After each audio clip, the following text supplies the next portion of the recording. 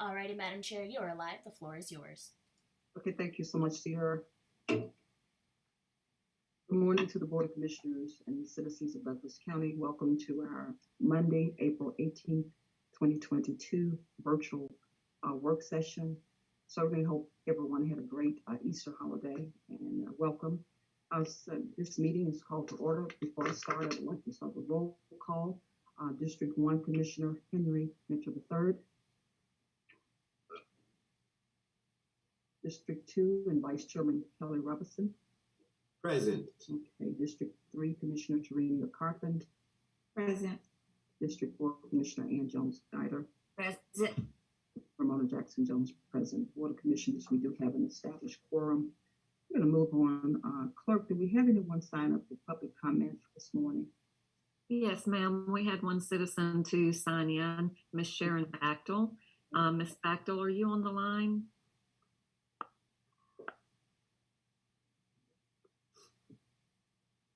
If you're on your phone, you can unmute by hitting *6. Hey, Chairman, I don't believe she's on here. Can you hear me? Yeah, I can Hello? now. Hey, Miss Bachtel. Before we begin, if I could just remind you to restate your name and your topic that you're going to discuss, and reminder that you have 3 minutes to address the board. Once you reach your 3 minutes, I will let you know to wrap up your comments. So you can go ahead and start, Ms. Bachtel. Thank you, and good morning. Good morning. This is Sharon Bachtel, 6331 South Skyline Drive. Thank you for allowing me to speak. I would like to address 2 topics. The first topic is salaries. I was looking at the jobs posted on your website to see if the county was paying $15 an hour. I noticed 2 jobs that were not paying $15 an hour, and that concerned me. Full-time firefighters and paramedics are being paid less than $15 an hour. According to your website, the firefighters are being paid only $12.41, and paramedics are being paid only $14.36 an hour. The job says a 56-hour position. Shouldn't some overtime be factored into that salary? A $36,142 salary is too low for first responders.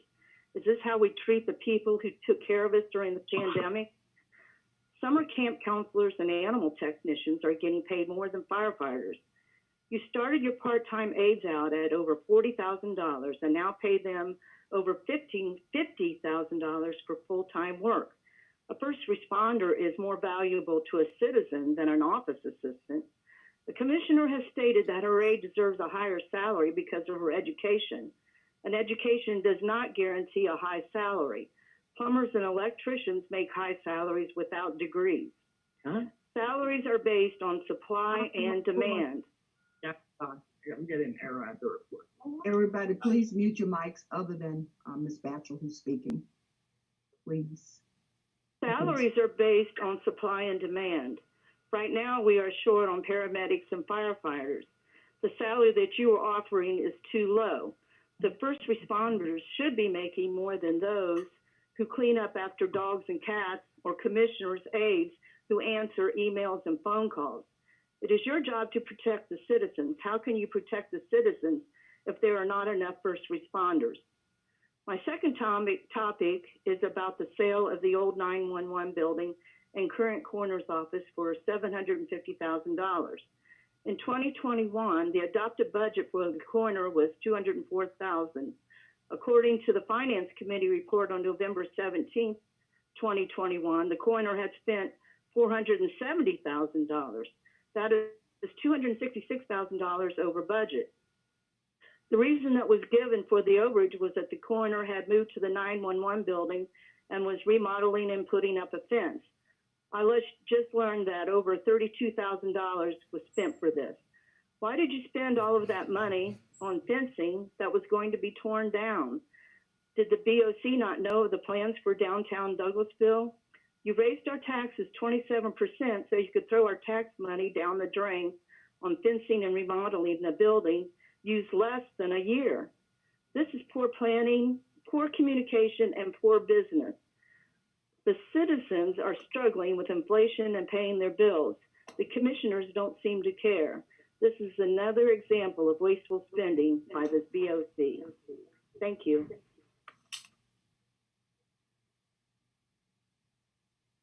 Thank you, Ms. Batchel, for that eloquent presentation. It was just so elaborate and so pleasing to hear your concerns today. Certainly, and I will chime in on your concerns about that $15 an hour. That is across the board. Certainly, I'm just not sure if the website is reflecting the correct pay that they have at this time.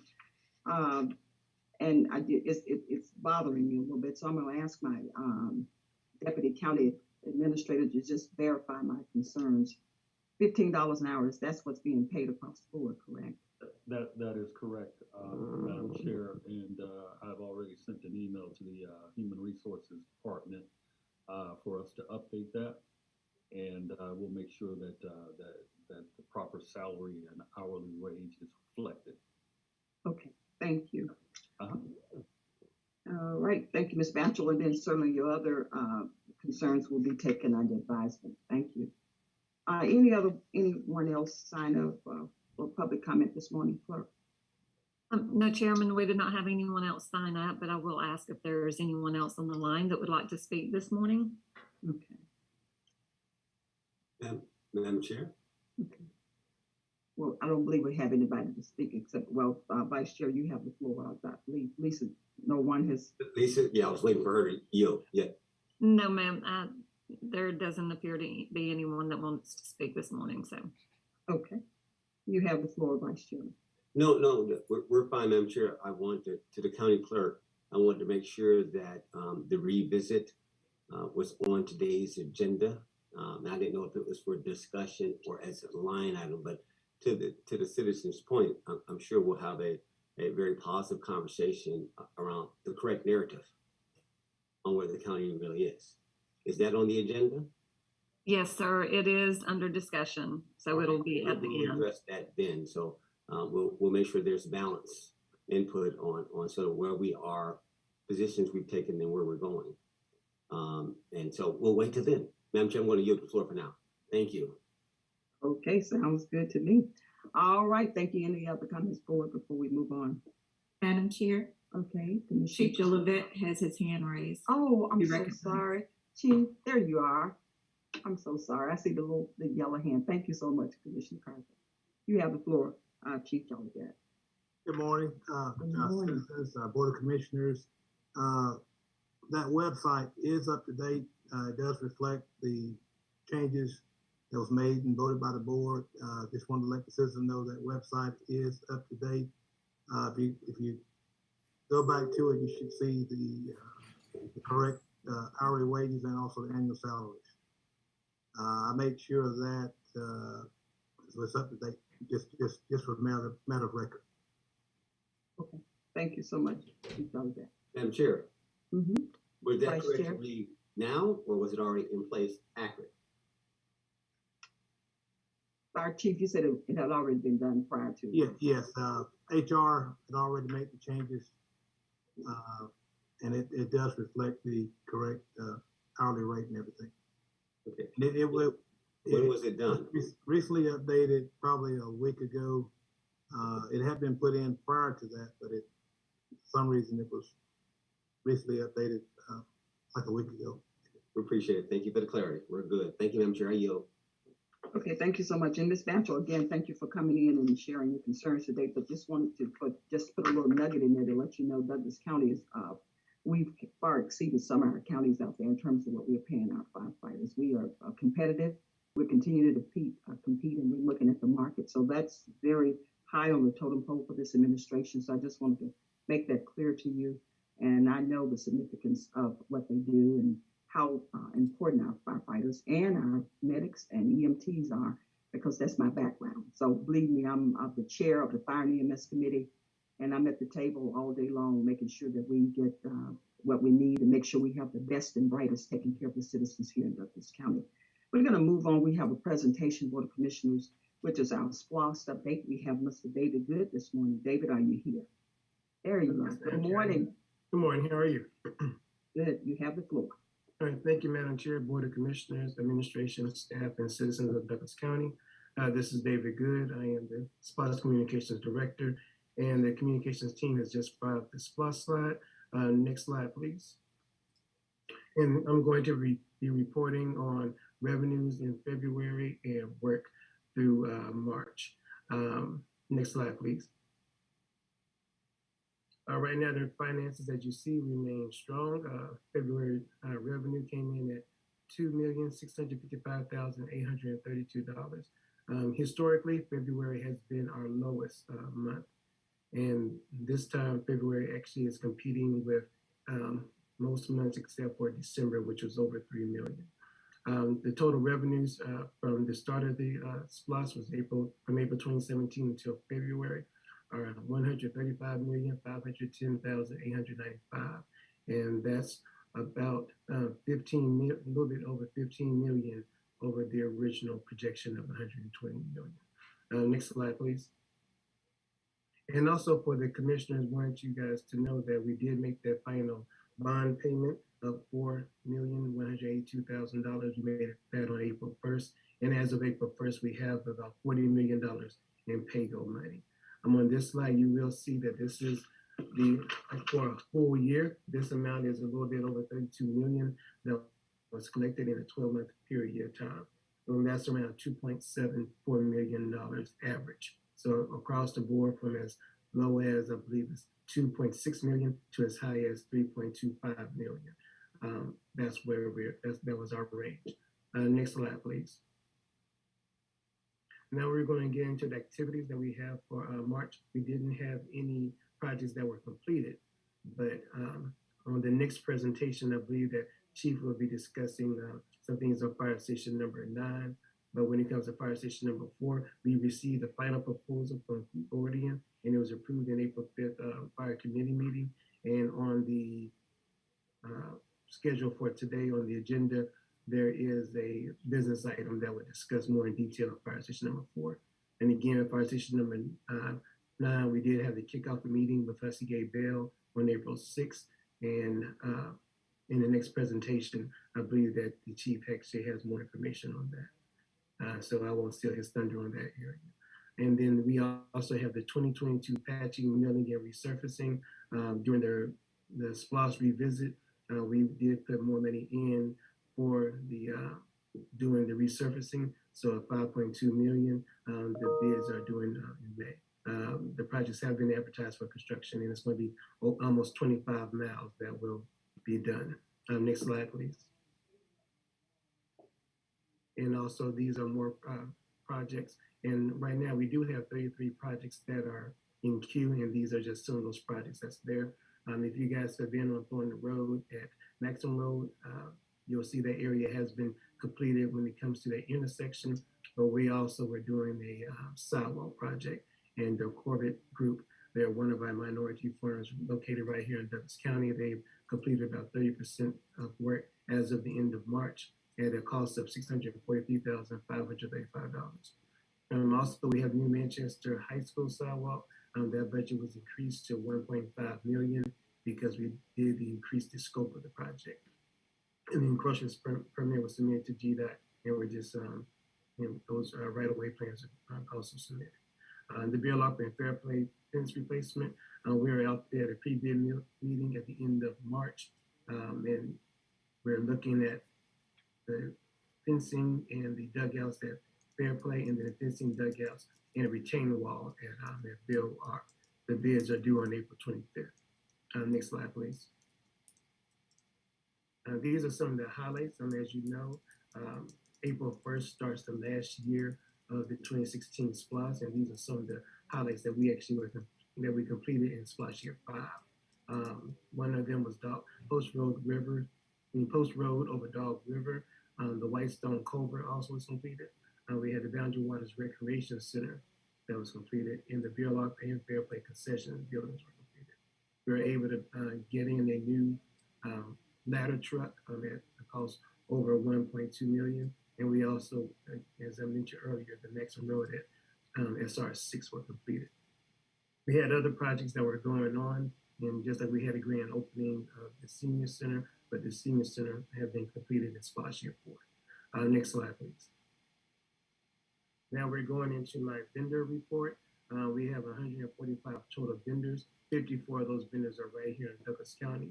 There is a total of 91 projects, and as I stated before, 33 of them are active and 58 were completed. Next slide. Right now, that averages out 67% of what's considered local, which is the vendors here in Douglas County and also vendors within 30 miles of Douglas County. And we continue to make sure we make it to business group relationships, make sure that we get out there and talk to the chamber and talk to anyone who actually feels they could do business with Douglas County, and we invite them in, let them know what's going on with the SPOS. Next slide, please. Of the 67% of the SPOS, local makes up 58% of the expenditure spent on the SPOS. So if you look in Douglas County, expended a little bit over 13 million. Looking around Douglas County, we expended 25.3 million, and that makes a total of $38.35 million spent locally. Next slide, please. When it comes to minority participation, we track everything going on with active projects, which means the 33 projects we have in queue. And right now we're studying participation is around 83%. And that's remaining steady throughout the SPOS year 5 and going into SPOS year 6. Next slide, please. And with that, Madam Chair, I'm turning back over to you. I believe Terry gave us here to answer any questions that the Board of Commissioners may have. Thank you. Thank you so much, Director of Communications for the SPOS, Mr. David Good. Board of Commissioners, do you have any questions for Mr. Good at this time? Ma'am. Commissioner Chapter. Okay. And I heard Commissioner Robson, y'all are almost in 6. Let her go. Okay, Commissioner Guy, you have the floor. Well, just one correction. The Dog River Bridge was not a splosh problem. The state of Georgia paid for that. It was originally supposed to have been an $8 million splosh problem. Project, but the state of Georgia paid for that. Yes, ma'am. They completed. We had some parts in it, and that's the reason why we actually that was something that we actually tracked. So that was just one of the projects we tracked. But you are correct. The state of Georgia did take that on as one of their projects. I think we just had to buy the right of way. Yes, ma'am. All right. Just wanted. I didn't want the citizens to think that they paid for the bridge because it was a DOT project. I understand. Thank you. Thank you. And thank you so much, Commissioner Guy. You're right that Post Road Bridge was a state project, but thankfully that the state acquiesced and decided to say yes after there was a mishap where the documents were sent to the county and we didn't see it. It was an oversight. But I just praise God for just allowing the state to give us a second chance, and that Post Road Bridge is critical. So thank you for highlighting that the state did pay for it. We are just very grateful. Vice Chairman Robinson, you have the floor. Thank you, Madam Chair. Today is probably going to be a monetary conversation. So it's important that we acknowledge, at least in this round of conversation, the SPLOS performance. To the citizens that voted for this by way of referendum back in 2016. And it was a successful SPLOS and passed. And about this time, 4 years ago, we went to New York and got a rating. We'll talk about that in a minute. And the success. And I have to push back on the narrative that believes as you begin to scale to address a burgeoning county that you have to have capacity. Did you listen to the magnitudes of services that have been delivered in the past 5 years versus the historical? Silence. This SPLOS has run. It's not a spend. The narrative is not we're investing in what's necessary to deliver the 12th most populous and the 8th most dense in the state. Now I get we try to marginalize choices. something Mike Murdoch said this weekend about perfect decision making. You got to pay attention. You got to understand what is important, what's the priority, but it's not in an absolute sense. And you have to have people in different places to be able to do this, right? So I do appreciate Terry and David for their oversight, and Elena for doing their project schedule, because that was very important for us. And if guys, and David, you had a lot of feedback on your computer, but I still heard you, but it wasn't that much. But the point is, the bond has been what? Paid off. No debt. One more time. No debt. We're on pay go. So it's a false narrative to suggest that anything other than we're doing the work that's necessary to be done. In other words, this is where we're going. This is what the citizen asked for. Right? We've delivered. I mean, are you listening to that project list? Have you looked at how this thing has clicked down? We got feedback, guys. We have feedback. Everybody, please mute your cameras. There we go. Thank you. Now, finish this point. So, come back up. So you said the SPLOS has been, the bond has been officially paid off.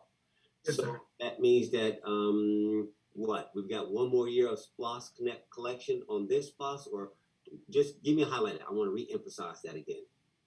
Yes, we are April 1st this year started the final year of SPLOS. So the SPLOS will, the 2016 SPLOS will officially end on March 31st, 2023. That will be the last time of collection is March of 2020. Right. So we've got like fire station, we've got some projects that need to be done, but we've got a big laundry list of stuff that we haven't gotten to yet. That is way on the list. And I think that's important, that at some point we need to take that conversation, because we just got started. Right? You got work to do. Right? I mean, think about it. State of good repair. Look at the national. You want to have some big boy conversation. State of good repair. Right? We're finally getting to the work that the county has. It's been neglected. There was no work done. And, you know, the narrative to isolate it just for a certain segment of the population is just no, not my watch. It has to be inclusive. You have to spread it out. It's important. All the areas of the county need to be addressed. It's a false narrative to only think that way. Now, I get the First Amendment, but it's important that look at the performance. I mean, the way we've done it, it's worked quite well. And so with that being said, Madam Chair, I'm going to yield for this, but I think actually this is the time, because we're talking about credit quality. If David Corbin's out here, this would be the time to introduce it versus to revisit. That's later, Madam Chair, but it's your call. But since we talk about credit quality, this would be a good time to introduce that now, Madam Chair, if it's your pleasure. Because we're talking about credit quality, and we're talking about the SPLOS. Yes, are you out there, Mr. David? Here, David, good. Are you? Corbin? Yeah, he's here.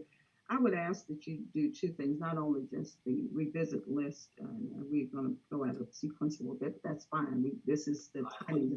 The timing is perfect. Certainly would love for you to just, if you could review the report from Moody's first and then go into our revisit, that would be perfect. Yes, Madam Chair, and good morning to the all Board of Commissioners as well. Thank you for having me this morning. And I appreciate Commissioner Robinson's context and comments. So I am happy to report for the last month or so, we've been working with Moody's, who rates your bonds and rates the county and has done so for a number of years. They have come back with a solid AA2 rating. As you know, AAA is the highest in all the categories, and in all the categories, you received pretty strong ratings. About half of the weighting was actually in the AAA category. And what's significant about that is in the areas of institutional management, policies and procedures. These are all the things back in 2016 when we first went to New York to talk to them about the SPLOS and talk to them about where the county was from a growth perspective, that because of the leadership of this board, we started putting those things in place that were necessary to get to the point where we are today. So the credit rating is really a look back as opposed to it's confidence in what's going forward, but it's also a statement of the things that you have done over the last 4 to 5 years to get you to this point. And a AA2 rating is clearly one that is solid. It's something to grow on. I think the numbers, it was based on the 2020 results of last year. The fiscal audit, the audit this year, I think we all will, I'm confident in telling you is even better. And it reflects the fact that, we think we're going to continue to see improvement in the, and we're going to continue to see improvements going forward. Rosalind, are you on the call as well? Good morning, I am. You want to talk a little bit about the revisit and the context in the context of the rating agency in terms of where, our policies and procedures, our fund balance, that we're still putting, money aside to smooth out any other things that may come up in the economy as well. That is correct. Based off of what you will see during the revisit, I believe that's during the discussion. However, per policy, it states that your next calendar year budget will not be more than the revenue of the previous year. And as you are aware, you did the board did vote for a budget of 104.6 million. Again, that's the same amount of revenue as 2021. However, later on this morning, you will see that we have closed our books. It's an unaudited number, but we're anticipating that your recurring revenues would be 107 versus the 104, meaning that you will receive 107.5 million in revenue opposed to the 104. That is an increase of about 2.9 million. And what I will be presenting is allocating a portion of that 2.9 million. And again, this is within your financial policies that you have established. So your it falls with what the policy and procedures and your rating with Moody's based off of you having financial policies. Hey, Rosalind, can I step in for 1 second, please? Do you mind? One of the things that I do want to point out, listening to some of the prior discussion this morning, is this is the second or third consecutive year that the county is actually meeting with somewhat of a surplus. We doubled down during the COVID period. It should be remarked that we doubled down on expense control, position control. Somebody had to be watching the books during this period of time. And again, I appreciate the fact that the board understood that very early on, particularly with the slowdown in the economy during the COVID period. So it's a combination of revenue. We've had some revenue growth, but we've also had the expense control. And sometimes that's not immediately seen when you start this process. But when you look back after a couple of years, you find yourself that the policies and the procedures and the things that you're putting in place are actually working. Going forward, we have a number of expenses that are coming up from new fire stations opening. The service delivery model has continued to be maintained and expanded, as Commissioner Robinson mentioned. There are costs that are going up. I think it's fair to say that the county has made adequate provisions financially and on the policy side to accommodate those expenses and those activities to maintain the service delivery model going forward.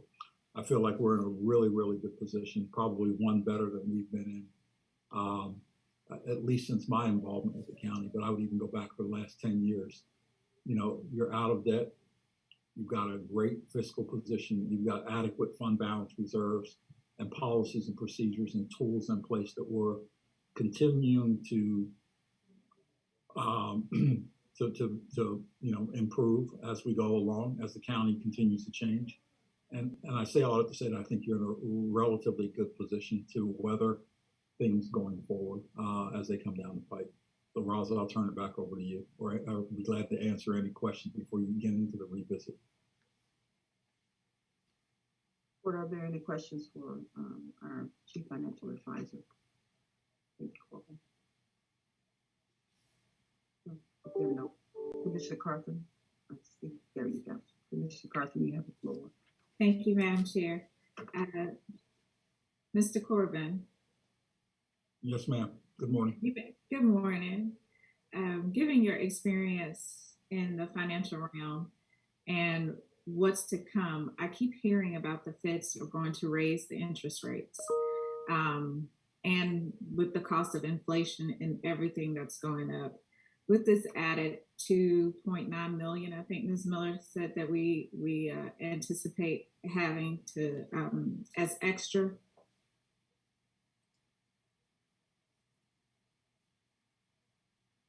Did she freeze, Madam Chair?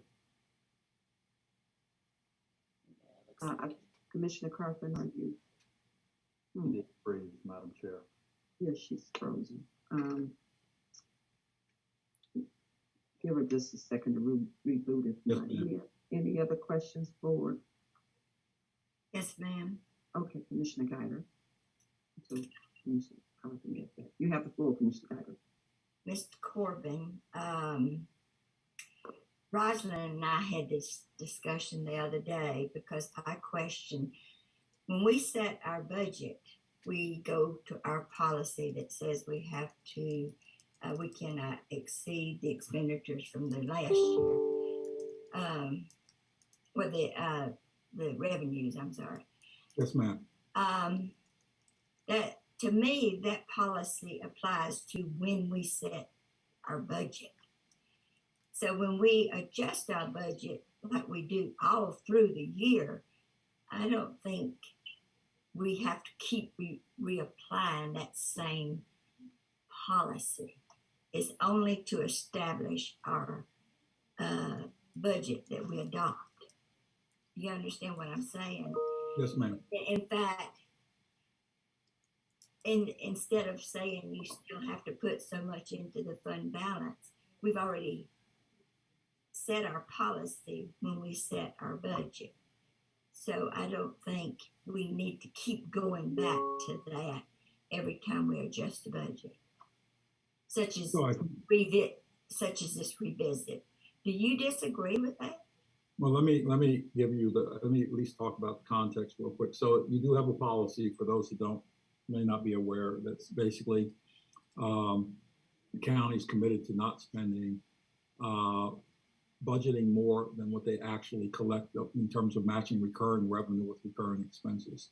So when you set the budget at the end of the fiscal year and for the next, for the preceding year, you do have a balanced budget.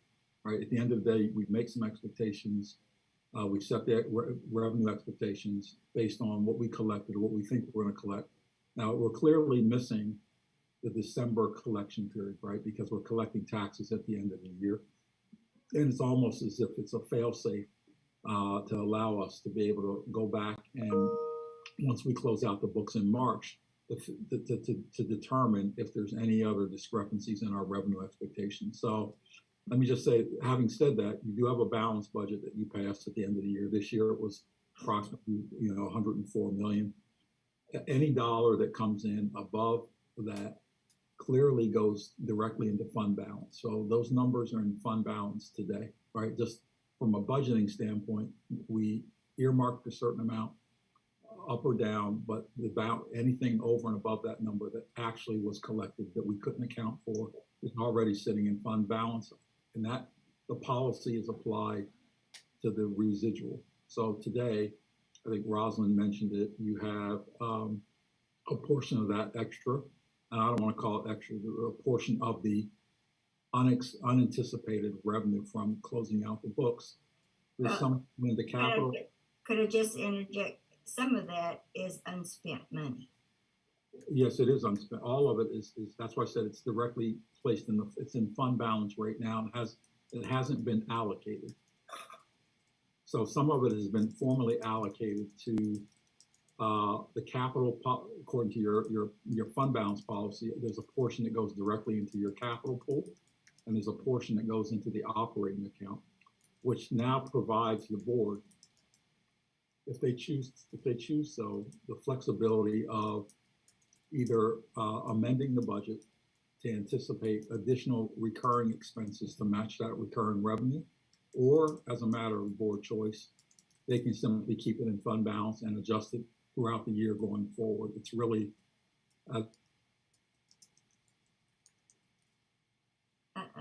you froze. Mr. Corbin, I cannot hear you. Did everybody else lose? He dropped it. Yeah, I can't hear him yet. You don't have to belabor. We're gonna, what we'll do, and I know Commissioner Carlton, you had the floor, we were trying to fill in until you came back, and No problem. Thank now you. Mr. Corbin has disappeared. But what we'll do, Rosalind, if you could just move into the presentation, and then we'll allow him to pick back up at the end. Definitely. Okay. Let me share my screen. Just Okay.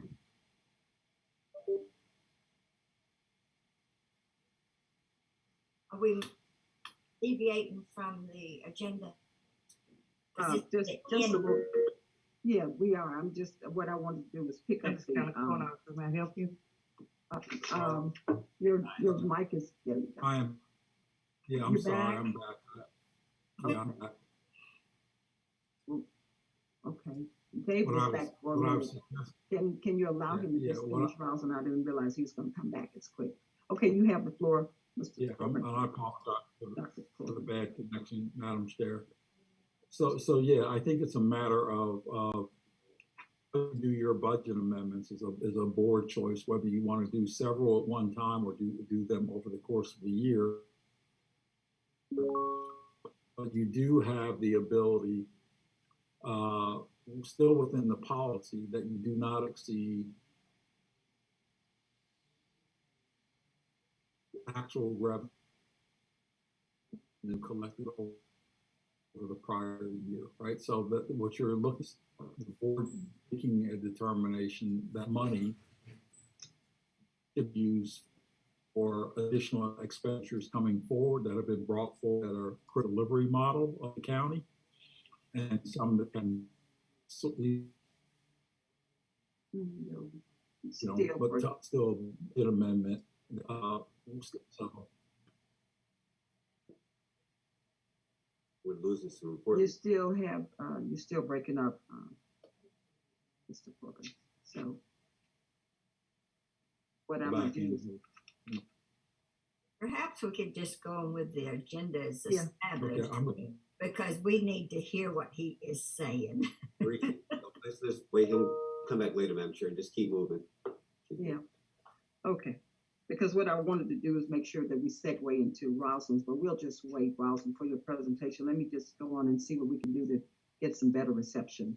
All right, we're going to move on Board of Commissioners tomorrow. If you could just be aware of the approval of the minutes we have coming before you, just please review those and be prepared to approve accordingly.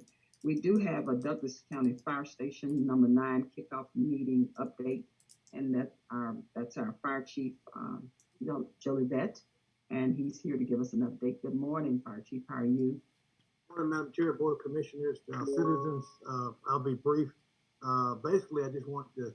This is exciting times in Douglas County as we had the kickoff on April 6th, Fire Station number 9. One thing that we're looking at is the will of the Board of Commissioners and the citizens is efficiency and also delivering of superior services to our citizens. One thing I want to talk about is the significance of this station is it will increase our response time, it will help our ISO rating, and most importantly, our operational readiness. It will help our industrial partners as well as our homeowners, as well as our citizens and visitors with all the things we have that will be in that station, station number 9 on Douglas Hill Road and Thornton Road. I got a chance to go out this weekend and walk the property and take video, and I had a great time in visualizing the station being out there. One thing I want to just mention is the timeline of processes.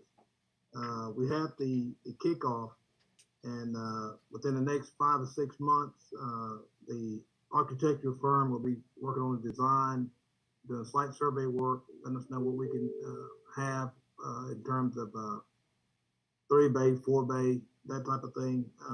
That'll be coming forward as part of the design. And then after that, we're looking at the bid process. And then once the bid is awarded, we're looking at groundbreaking. And after that, we're on to ribbon cutting.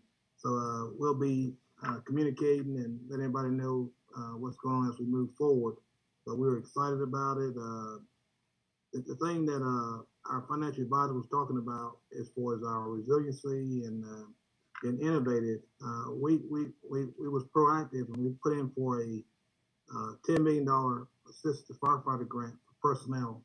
And so we're hoping to get that in anticipation of the new station, so we can offset the cost to the citizens as far as personnel and operational costs.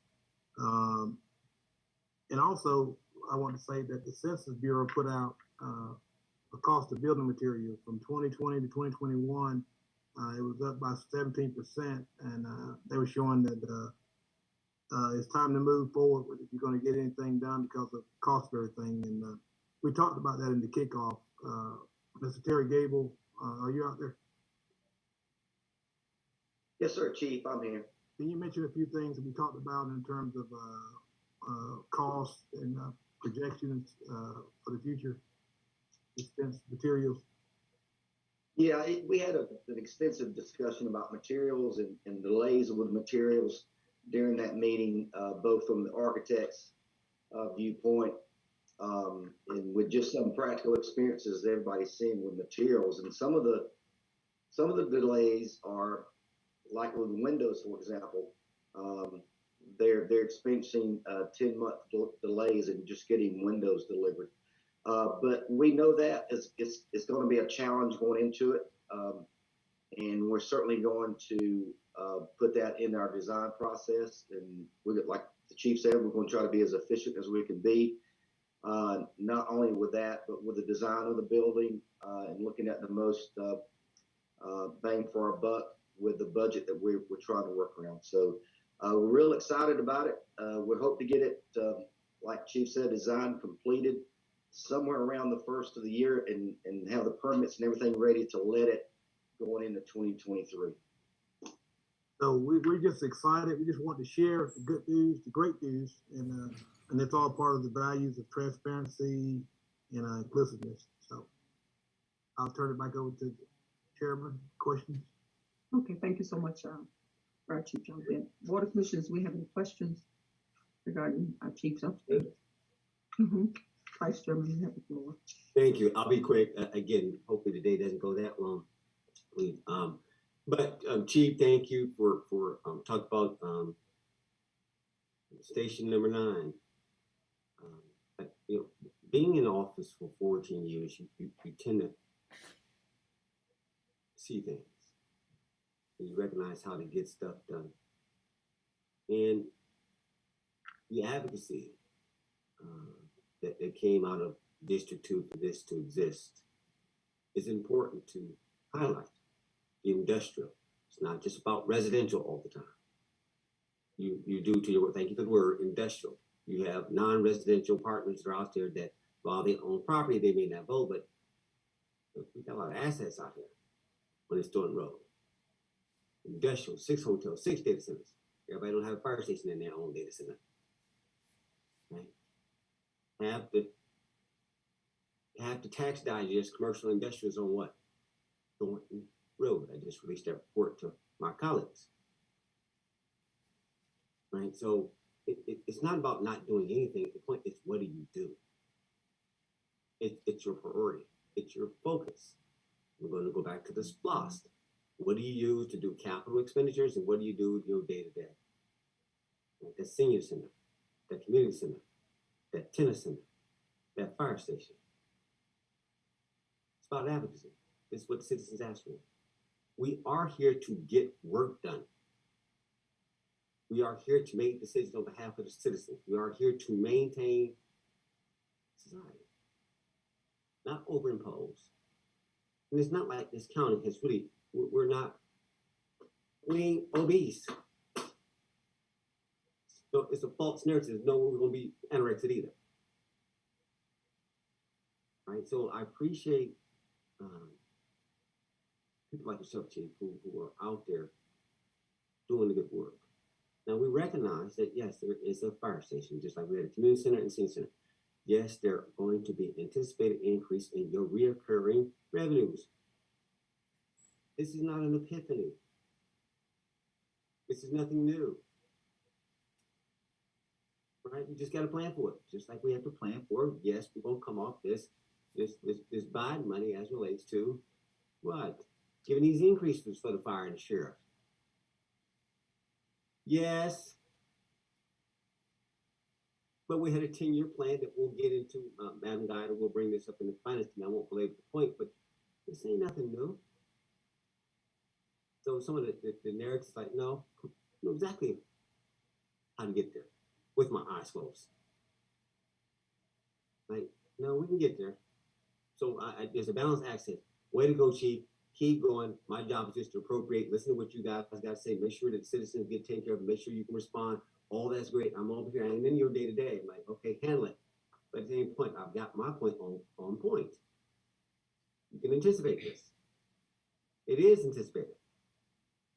It may not be expressed by everybody at once. It doesn't have to be. At some point, we all will come together like, okay, guys, y'all see this, right? Now, I'm not going to say I told you. The point is we just going to play through. So we do anticipate that. I don't want us to get off sidetrack because, again, it's not some aha. Now, some may have just woken up to the moment, but it's always been there. And we're in a very good position to be able to absorb this and handle this. And again, the citizens want to see that we actually understand that we're in a good place and we got it. That the sky is not falling. That oh my God, you know, I can't keep up with, you know, thanks to the file clerk keeps up with receipts. We're trying to get stuff done. And you got to get out here in the citizenry and find out what's going on. Chief, thank you for that. Like, yes, it's so neglected. Y'all know what money would go up in flames over there? The response time we have to do mutual aid for us still. Like, I mean, come on. So there is little work that needs to be done that we haven't really done. And so, Madam Chair, I want to just give credit to that because, again, it's important. And Chief, I want to let this go. Thank you so much for what you're doing. Again, you guys are doing a great job. We will do the proper planning. I mean, we've been doing it all along. The rating agency has told us we've been doing a great job. We got AAA in management from this perspective. So we got receipts to show that we know what we're doing. That we can put the proper controls in place. So I'm like, don't blink. Don't panic. And so we go from financial maturity to leadership maturity. We got this. And I think people like you, Chief, will keep us on track with delivering the services that's expected. Because at the end of the day, y'all the ones that are going to get graded. Our job is just appropriate, but y'all got to deliver services that people believe in and expect that their government collectively. Because I can separate the two between executive and legislative. Right? So I do appreciate it. So, Madam Chair, that was long enough. I yield the floor. Thank you. Thank you. Any other comment for before we move on? Thank you so much, Chief. All right. Board of Commissioners, we have two proclamations tomorrow. Just be prepared accordingly to approve. Tab number 4 and 5. Tab number 4 is proclaiming the month of April 2022 as Financial Literacy Month in Douglas County. And tab number 5 is proclamation recognizing the Douglas County Carlton County's alumni chapter of the Delta Sigma Theta Sorority Incorporated on their 15th year anniversary. So that will come before us tomorrow. And also, if you could just be prepared to approve your expenses tomorrow as well. So we've knocked those out. And it's my understanding, Mr. Corbin is back on the line. I'm not sure if he has a time-sensitive matter that he needs to go on. Are you still there, Mr. Corbin? Are you here? Yes, ma'am. And okay, so I didn't know what you had going, and certainly the board definitely wanted to be brief. So you have the floor again, board. I'm going to pivot again. You have the floor. Yes, ma'am. And again, I apologize for the communication issue. I see you on the phone. That's good. Okay. Yes. So I think what I was referring to with Madam Guider was that budget amendments can be taken, effectively we've got some income or revenue that wasn't accounted for in the budget. And when we closed out the books, that number is approximately 2.9 million. A portion of it it's already in fund balance. A portion of it went to the capital balance and a portion went to the operating fund within the fund balance, unassigned fund balance. So throughout the year, you've got various budget amendments that can take place and things that come up. The board, as a matter of policy, is choosing to incorporate up to a point incorporate some of the budget amendments to bring forward some of them now in the form of a revisit. From our standpoint, it's simply a budget amendment that still doesn't, as long as it doesn't exceed it doesn't exceed the recurring revenue that was actually brought in last year. So as a matter of policy, you could spend the residual amounts that you have now to up to the amount of revenue you collected from the prior year. Now, we've advised against spending all of that because, it's a conservative practice. We think the rating agencies and the financial position currently reflects a very conservative posture y'all have taken in terms of expense control and revenue management. That's why I think under the revisit of the $3 million, I don't think all of it's being allocated in the form of this budget amendment going forward. I think, and again, but that's still a board decision at the end of the day as to what you feel is needed to, deliver the services to the citizens. But, from a policy perspective, as long as you don't exceed that you brought in last year. Now, as a matter of recommendation, we prefer you not spend every dollar that you bring in because we do feel like the economy is going to slow down at some point here, and it's going to have a detrimental impact. There's inflation. You got a rates rising at a tremendous rate, and you've got a Fed that's announced that they're going to continue to raise rates. We ultimately think the economy is going to slow down, and we want to make sure the county's in a very good fiscal shape to weather anything that may come, going forward, particularly a slowdown, and looking far enough out with the models of the expenses that we know we have coming online in 2023 and beyond. You've got a new fire station, you've got wage pressures coming up that we're going to have to incorporate into the budget. We used ARPA funds to fund some of those wage increases earlier this year. Once those ARPA funds go away, we're going to need to incorporate those into the budget. And I'm hoping that these residuals that we get every year from expense control and revenue management and the policies allow us to incorporate that without having to further, burden taxpayers going forward. Madam Chair, I never did yield back. So can I ask him a question on this topic? Yes, sir. And then Mr. Carlton will have the floor after you. You have the floor first. Pardon? No, you have the floor. That's what okay. Okay. Mr. Corbin, as you know, Yes, we set aside so much, like 25% or something like that of the funds that we had at the end of the year, and we put it in capital transportation, but that has mostly been depleted already. Could we put some of this residual funds to build that capital account up in case we get DOT grants and things like that we have to do a match? Right now we'd have to pull it out of fund balance, and I'd rather put it in there because we know we're always having to match for these grants. So could we use the residuals for that to rebuild that account and keep our hands off of it until it's needed for what it is set up for? So as a matter of policy, 25% of all of your excess fund balance above the 15% is deposited into that capital account every year. That capital portion of the fund balance, right, for things that you've mentioned. And again, we'd like to see that over a period of time. If you recall, back in 2017, 2018, that policy didn't exist, right? The board never really formalized it. So we, with all of you, we formalized a path forward to be able to make deposits into that account on an annual basis. Now, the appropriation side of it is one that, as we build it up, obviously, things come up. I think in this current one, you've got the state DDS. But let me just go back and maybe for context, I want to make sure people that are listening to this understand 99% of your budget is set up to design to meet operating needs. It's not really set up for capital projects. I think the board has made a wonderful attempt, and we've all been moving forward to be able to have the money, even on this revisit list, to be able to apply that capital, even though it seems like we're using a lot of it up on an annual basis.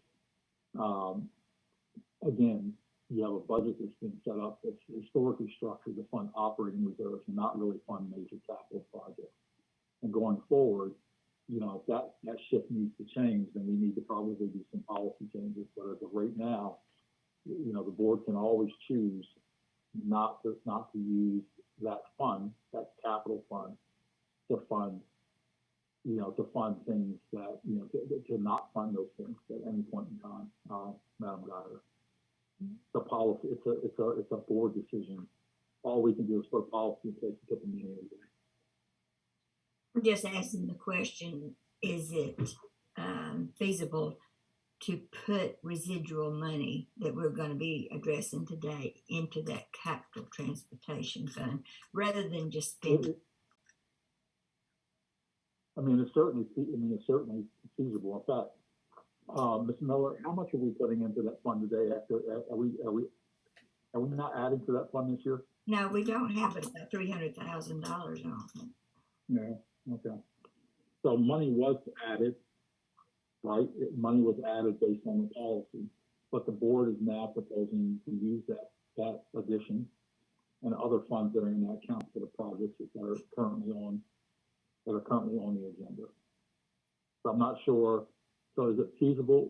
The first part of the answer is yes, we place money into the account.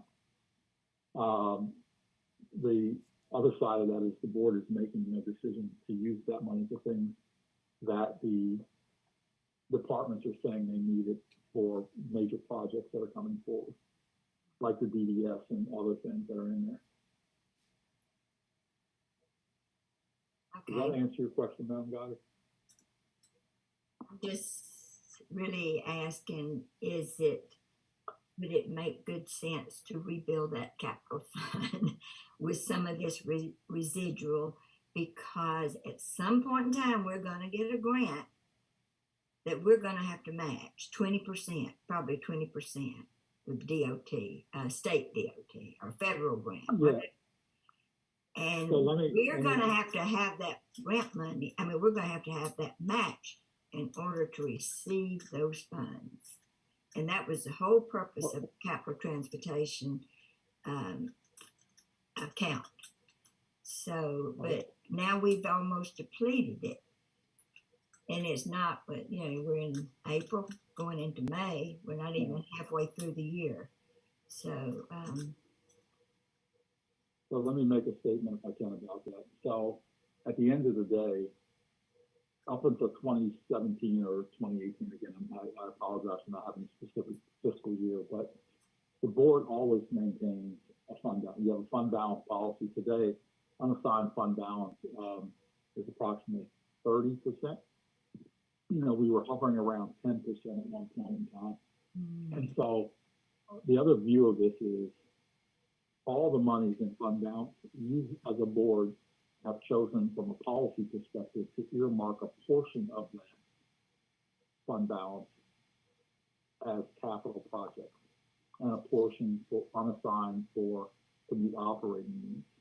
So I would be uncomfortable it would be uncomfortable. I would be uncomfortable if you only were at the 10% and you really didn't have options. So what I would say is I think the county is in a wonderful position at the end of the day to say, if a project of something of that magnitude comes up and you want to take it out of unassigned fund balance, that you certainly have not diminished your capacity to do that if you choose to do that.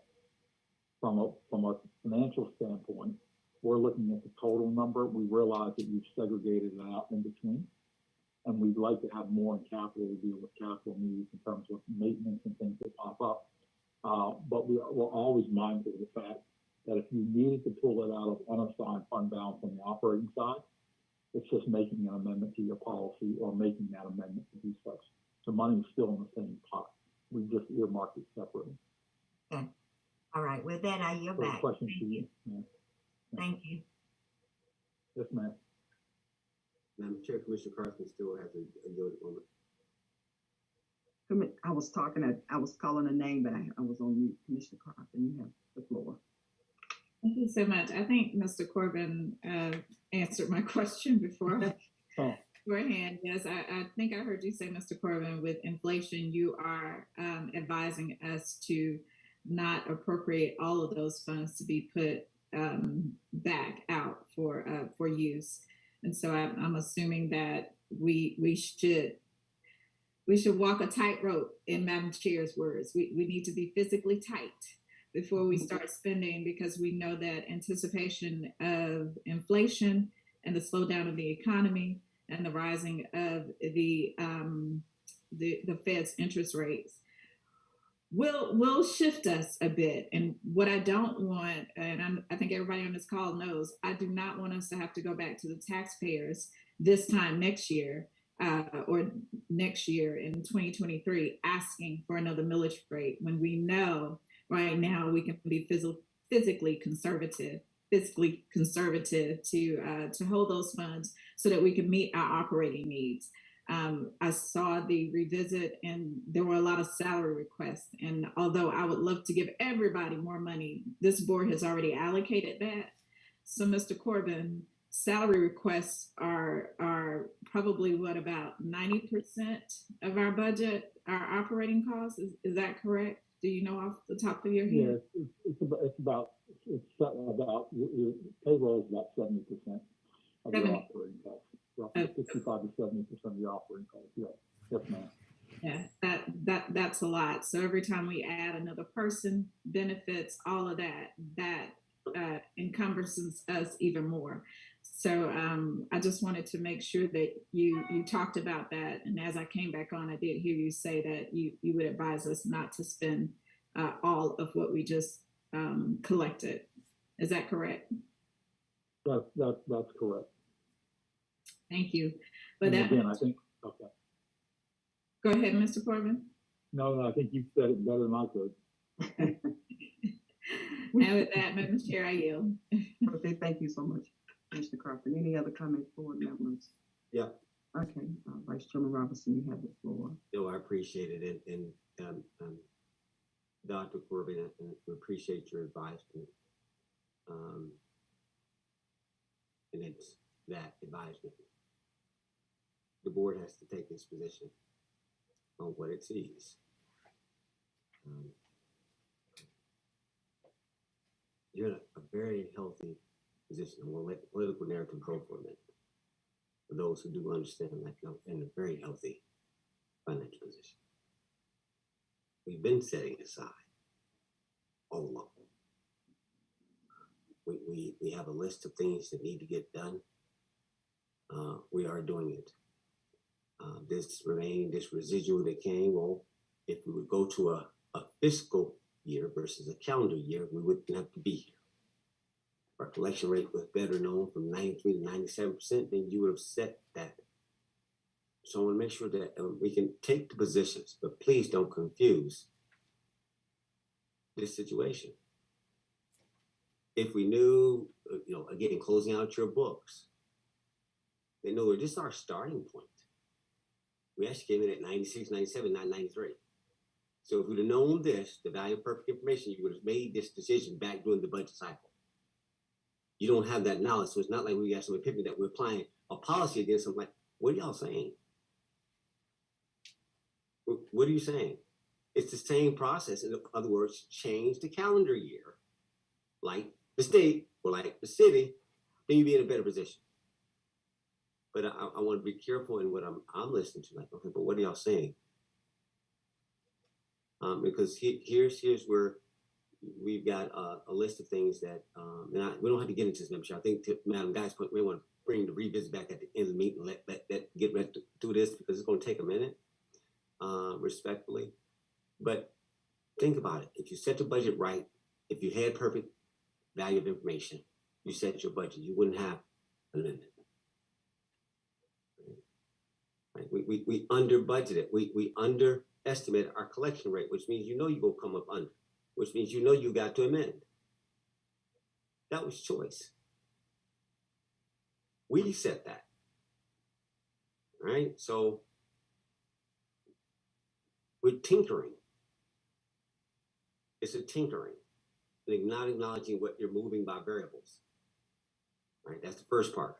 The second part, you got to revisit, which is now, but then you got the millage rate. Look, we got to pay for the current budget. Know how this fits together. That sometimes it grieves me like, okay, do you understand what y'all looking at?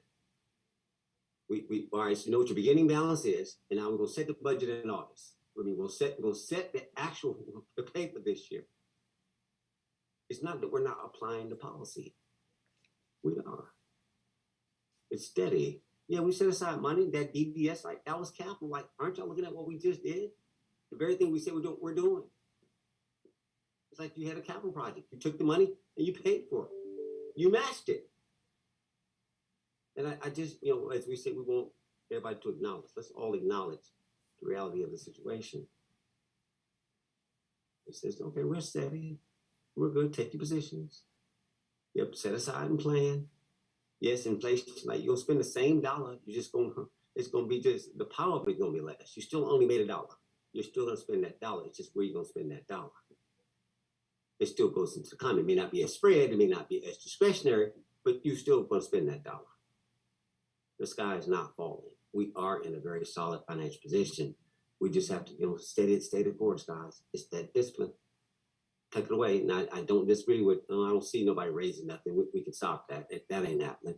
You got more than enough to work with. He keeps telling y'all know how much cash y'all sitting on? Did you read the report? Did you actually read what he sent over? 49% plus the 33. What's that 33? Gosh, you know what cash you sitting on? And we got this thing, it was at 10%. We're at the bottom. So it's almost like, well, take the political position, but at least acknowledge the truth that you're in a financial position. That's all I ask. Say what you want to say politically. But we're in an excellent financial position. Madam Chair, we don't have to do the revisit right now. I'm with Madam Guy, unless, Commissioner Mitchell will weigh in, but let's get to the rest of the agenda. We can come back to this because my concern is that there were some expectations that were set with some of the constitutionalists and people who, and it's like, okay, so what are y'all saying? And I think that's going to warrant a conversation that it may take a little bit longer. And then right now, and it'll throw your whole agenda off, Madam Chair. So let's get through, if it pleases the full board and you, let's finish the agenda. We can come back to this later. I yield. Thank you. Absolutely. I'm in total agreement because we want to move right along. But I do have one comment for you, Dr. Corbin. Just had a question. If you could just highlight our needs regarding the TAN. Every year there's a lot of activity or excitement in this county when we have to secure TAN. This year, I believe it's my understanding we're not, and it is my knowledge, not understanding, that we will not be securing a TAN because of our position. Can you highlight that? Because when we do need a TAN, it makes the front page of the newspaper. So I think this is newspaper worthy as well. If you could just chat about our position with the TAN this year.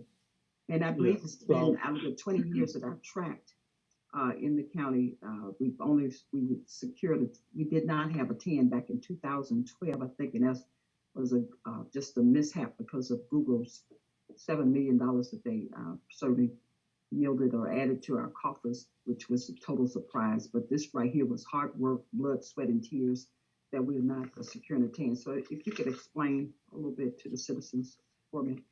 Sure, yes, ma'am. So, first of all, TANs are not necessarily bad things. It's the result of it's a result of that the county collects money primarily 3 months out of the calendar year, that you have to pay people and you have to operate the county 24/7, 12 months out of the year, right? And so you get, 80% of your funds in literally 3 months, and then you have to live off of those funds over a period of time. So it's a balance of having a good fiscal model. It's a balance of watching expenses.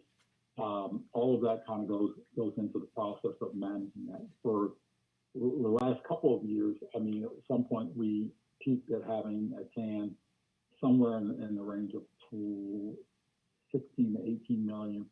And subsequently, with the change in the policies that this board approved in terms of the balanced budgets, the fiscal policies, and the triggers that we've kind of implemented, we slowly, if you look at the history of it, we've gone from, I think it may have been as high as 25, down to 16, down to 12, and then subsequently this year, the models shows, because of the fund balance position and the steady pace of changes that we've made, we are not anticipating and have not obviously borrowed any money for cash flow this year to make up that cash flow difference. You have enough fund balance in-house right now to be able to support the things that you need without having to go into that, without having to borrow that money for the fiscal year. And we think that's a good thing, but we don't want you to think that it's a bad thing going forward, because there are all circumstances where many governments use that tool for a very short period of time. If you recall, if you borrowed in the calendar year, it has to be paid back within the calendar year that you borrowed. So it really is designed to be something short term.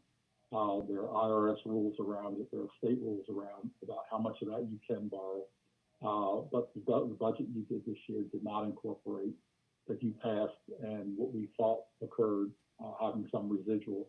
That model predicted, and it still supports the fact that you should not have to use a TAM this year to support your business operations for the remainder of the year. Thank you so much, Dr. Corbin. Certainly, this is my statement was not certainly for a moment of celebration. It was just really a moment of confirmation to our citizens that TANs are not a bad thing. They're just merely for cash flows, and we happen this year to be in a position where that cash flow was not needed. But certainly, we do not want to use that as a phenomenon going forward, because we don't know what next year looks like. So if we do go for a TAN, doesn't mean we slip and lost a lot of yardage. Just wanted to make sure that you understand that TANs are a great tool to use. So I'm just not sure how the narrative in Douglas County regarding TANs became such a poisonous topic, but it's really a good thing. That's the first thing I learned when I secured my certification to become as a commissioner. Certainly TANs are a perfect tool, particularly the way our money comes in with our property taxes. So thank you, Dr. Corbin, for emphasizing that TANs are a good thing, that they're not bad. If I could add one other piece of information to go along with that to give a little more context. I think it's also important for people to understand that, the county acknowledged 4 years ago that it wanted to get out of the business of using TANs if possible. So this didn't, again, all of this has been progressive, and it hasn't happened overnight, right? So if you look at the history, we've gone from one amount down to the point where you don't have to use it at all. That just doesn't happen because the economy gets better, or it gets, it's a combination of policies and oversight that have to be done and maintained, because it's very easy to go back the other way. So I don't want people to think that, if the economy is good, you don't need a TAN. If the economy is bad, you don't, you need one.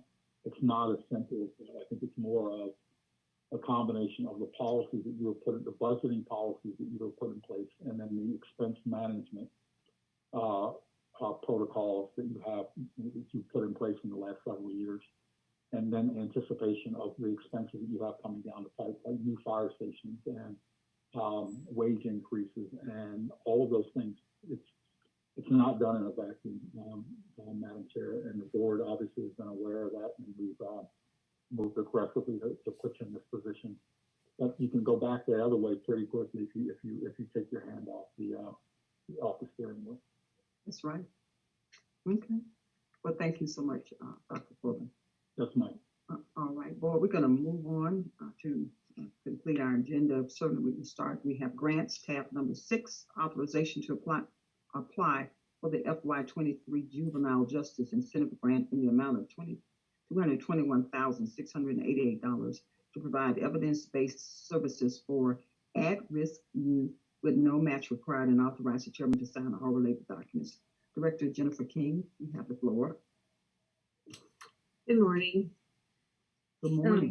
This is a grant that we have been getting for about 9 years, I believe, and serving youth here in the community through our system. We normally serve around 50 kids a year with this funding, and again, there is no match required.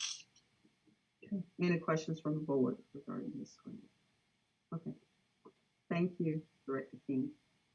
All right, we're going to move to tab number 7, approval to apply for the First Responders Comprehensive Addiction and Recovery Support Services Act grant in the amount of $2 million to provide resources to first responders and members of other key community sectors, and authorize the chairman to sign all related documents. Fire Chief Charlie Betts, you have the floor. Thank you, Madam Chair, Board of Commissioners. Just wanted to share some light on this. The U.S. Department of Health and Human Services have allocated about $12 million for first responders into the communities that are in need of practitioner training, as well as public messaging for our community as it relates to dealing with mental and coping with substance abuse issues. We're asking to apply for a $2 million grant. They're going to award like 21 awards, and we want to be in that number. We have the armed forces with the Douglas County Community Service Board, Director Ray Lightfoot. We've chimed in with them with the coalition to get information and data. It's all about data, and this is going to help us with sustaining our community and also being innovative. There's no matching funds. It would generate about $500,000 annually over a 4-year period. And then we have some stats that if we were in this award this grant last year, we can show where we could have received money back to go in fund balance for some of the services that we ran. So EMS, newly appointed EMS Chief Farmer, you can just have for a minute talk about some of our stats. Go ahead, Ms. Farmer. Thank you, Chief. So looking through our behavioral health and our substance abuse addiction problems, specifically in Douglas County, our data shows that we give Narcan, which is the drug that we use to combat opioid overdoses. We give that 1 every 3 days. We're only giving it for patients that are having some respiratory issues relating to their overdose, so that's pretty significant. Last year, we ran over 1,000 calls that were related to addiction or behavioral health emergencies, so that's around 7% of our overall call volume for EMS-related calls. So this is going to be pretty important to helping our community with these types of issues. Okay, and that's mainly what we're saying. We're trying to help build the quality of life within our community, and this grant will help us do that, as well as give us the much needed public messaging and everything we'll need to take care of our community. And I turn over to you, Madam Chair, for questions. Okay, thank you so much, Chief. I see your hand, Commissioner Dyer. Thank you. I'm just a little confused, Chief. The agenda says 2,000, 2 million. 2 million, instead, and you're saying $10 million grant. So which is it? Well, the total that the U.S. Department of Health and Services are allocating is $12 million over several communities and tribes and all that. And we're applying for $2 million of that $12 million. Okay, I thought you said you were applying for $10 million. I'm sorry, I might have misspoken. We're applying for $2 million, which is the $500,000 over a 4-year period, and there are also some opportunities to be reimbursed for some of the calls that we run on. Which, if we had done it last year, we could have got an extra $300,000. Yeah, been 300,000 plus. Okay, I was just confused about the amount because you were saying one thing and the agenda was I'm sorry. a different figure in there. I was so excited that I just got. I wish it was 10 million. Yes, ma'am. But anyway, I yield back. I just wanted to clarify. Thank you. Oh, thank you so much, Commissioner Biden. Any other questions forward? Madam Chair, Okay, Vice Chairman Robinson, you have. I'll be quick. One more time, Chief. What will this be used for specifically? Yes, sir. It will help us with our public messaging and also give us training, give our first responders training to deliver and recognize and direct people to treatment centers. And it's just a holistic approach to I got you. building that mental health within the community. No, I appreciate that. So I want to go back to my board and to my county attorney. Can we find the status out regarding our opiate lawsuit? We bring it up in executive session, but this is related. And I'm looking at this grant is probably bigger than that whole settlement. And so can you, this is county attorney to the side. I'm just making my point. I will get. We'll just take it up then, sir. Don't belabor it right now. Thank you. Madam Chair, I am good. Chief, thank you so much. I yield the floor. All right, thank you. Any other discussion, board? All right, thank you so much, Chief. Sorry that. We're going to move on board to tab number 8, resolution to adopt amended and restated ACCG 401A defined contribution plan for senior management employees of Douglas County, and authorize the chairman to sign all related documents. Deputy County Administrator Perry, you have the floor. Thank you, Madam Chair. Good morning to you and to the Board of Commissioners. Madam Chair, this is pretty much a housekeeping item from ACCG. Just about every 5 years, ACCG requires us to do a restatement of our defined contribution and senior management retirement plan. During that 5-year period, there are certain changes that IRS makes to their rules and regulations that directly affect our plan. So they are required over that period, when that period ends, for cities and counties, or for counties to restate their plan and resubmit documents related to that. So there are 4 documents that I'll need approval for you to sign off on. 2 resolutions and 2 adoption agreements for our defined contribution plan, as well as our senior management plan. I can take any questions that you might have, but this is something that is reoccurring every 5 years. Okay, thank you. Any questions for regarding this request? Okay. And it sounds like, as you mentioned earlier, it's just housekeeping. Yes, ma'am. And ma'am, Madam Chair, I've submitted some documents. There's one document entitled Summary of Default Elections. If anyone is interested in seeing what those IRS changes are, there are 4 bullet points accompanied in that document that'll spell out what those changes are. Okay, thank you. Thank Any you. questions for it? Okay. Or if not, we're going to move to tab number 9, and tab number 9 is going to really segue into our last discussion item, which is 2022. But I will read it as tab number 9 is resolution to amend the 2022 budget for the 2021 rollover encumbrances, grants, and projects. No, that will not. It does not title 22. Again, we have Rosalind Miller here to talk about those rollover encumbrances, grants, and projects. You have the floor, Rosalind. Good morning, and this is also a housekeeping. This is your annual rollover of encumbrances and projects. Also, it's open POs, encumbrances, also known as outstanding POs. So what this resolution will do will actually amend the budgets of any outstanding encumbrances or projects at the end of the year that was actually paid in 2022, but budgeted for in 2021.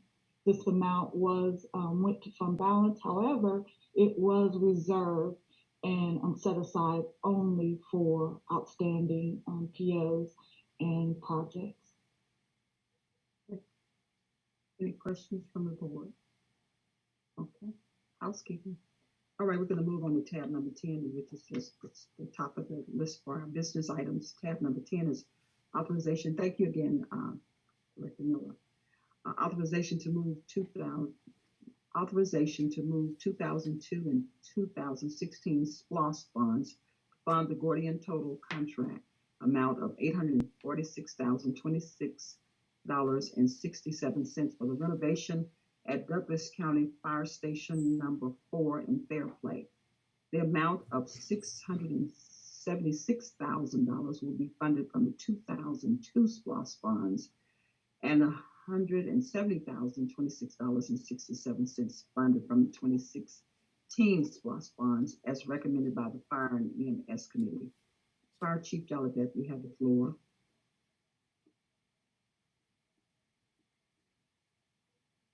Yeah, there you go. I'm sorry. Yes, I would like to just, the board, I'm sorry, the EMS committee. Everybody, please mute your mics. I hear Mike this. I think it's Mr. Coleman, Chairman. Oh, okay. This Attorney, there you go. Attorney Coleman did it. Fire Chief. I'm sorry. Yes, I'd like to talk about our EMS committee met, and we are proposing, we approved to bring this to the board for our fire station number 4 in Fairplay.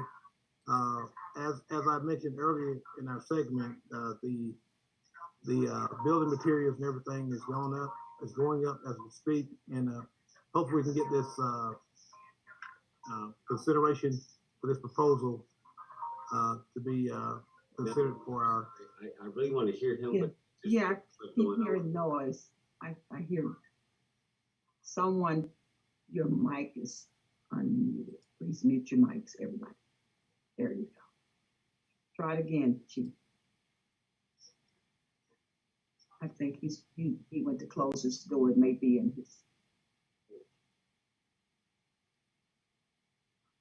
I'm sorry.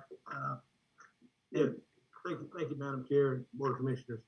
Like I said, this is an opportunity to use the Gordian company to help us with the Fairplay renovation of the station, which is much needed. Gordian is no stranger to us. They're working with the DDS, the new DDS building, as well as they came in and done a comprehensive review of everything that we needed. They came up with a proposal, and that proposal was in the amount, as you mentioned, of $846,000. We had a team that looked at it internally as well as external, dealing with Director James Worthington, even with our SPLOSH personnel, and we felt good about the proposal. So we're here today just to present it to the board and hope and pray that we can get the approval to move forward. It's much needed, and it will help us out tremendously. And I know Director Worthington is on the line, as well as Mr. Gable. So I will turn it back over to the chair for questions. Okay, thank you so much, Fire Chief. Any questions for the for Fire Chief Board? No, Chair. Okay, Commissioner Robinson, you have the floor. I won't go long.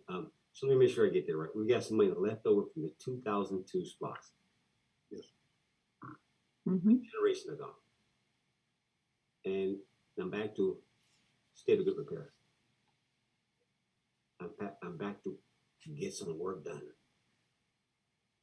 Like, we're having to salvage three levels of financing. I get it. I'm not mad. I'm making my point. What were we doing? Where was our consciousness about the need to maintain stuff? To make sure you meet the needs of the people. You can find the health of an organization by looking at the financial view. We understand what we're looking at when we look at this.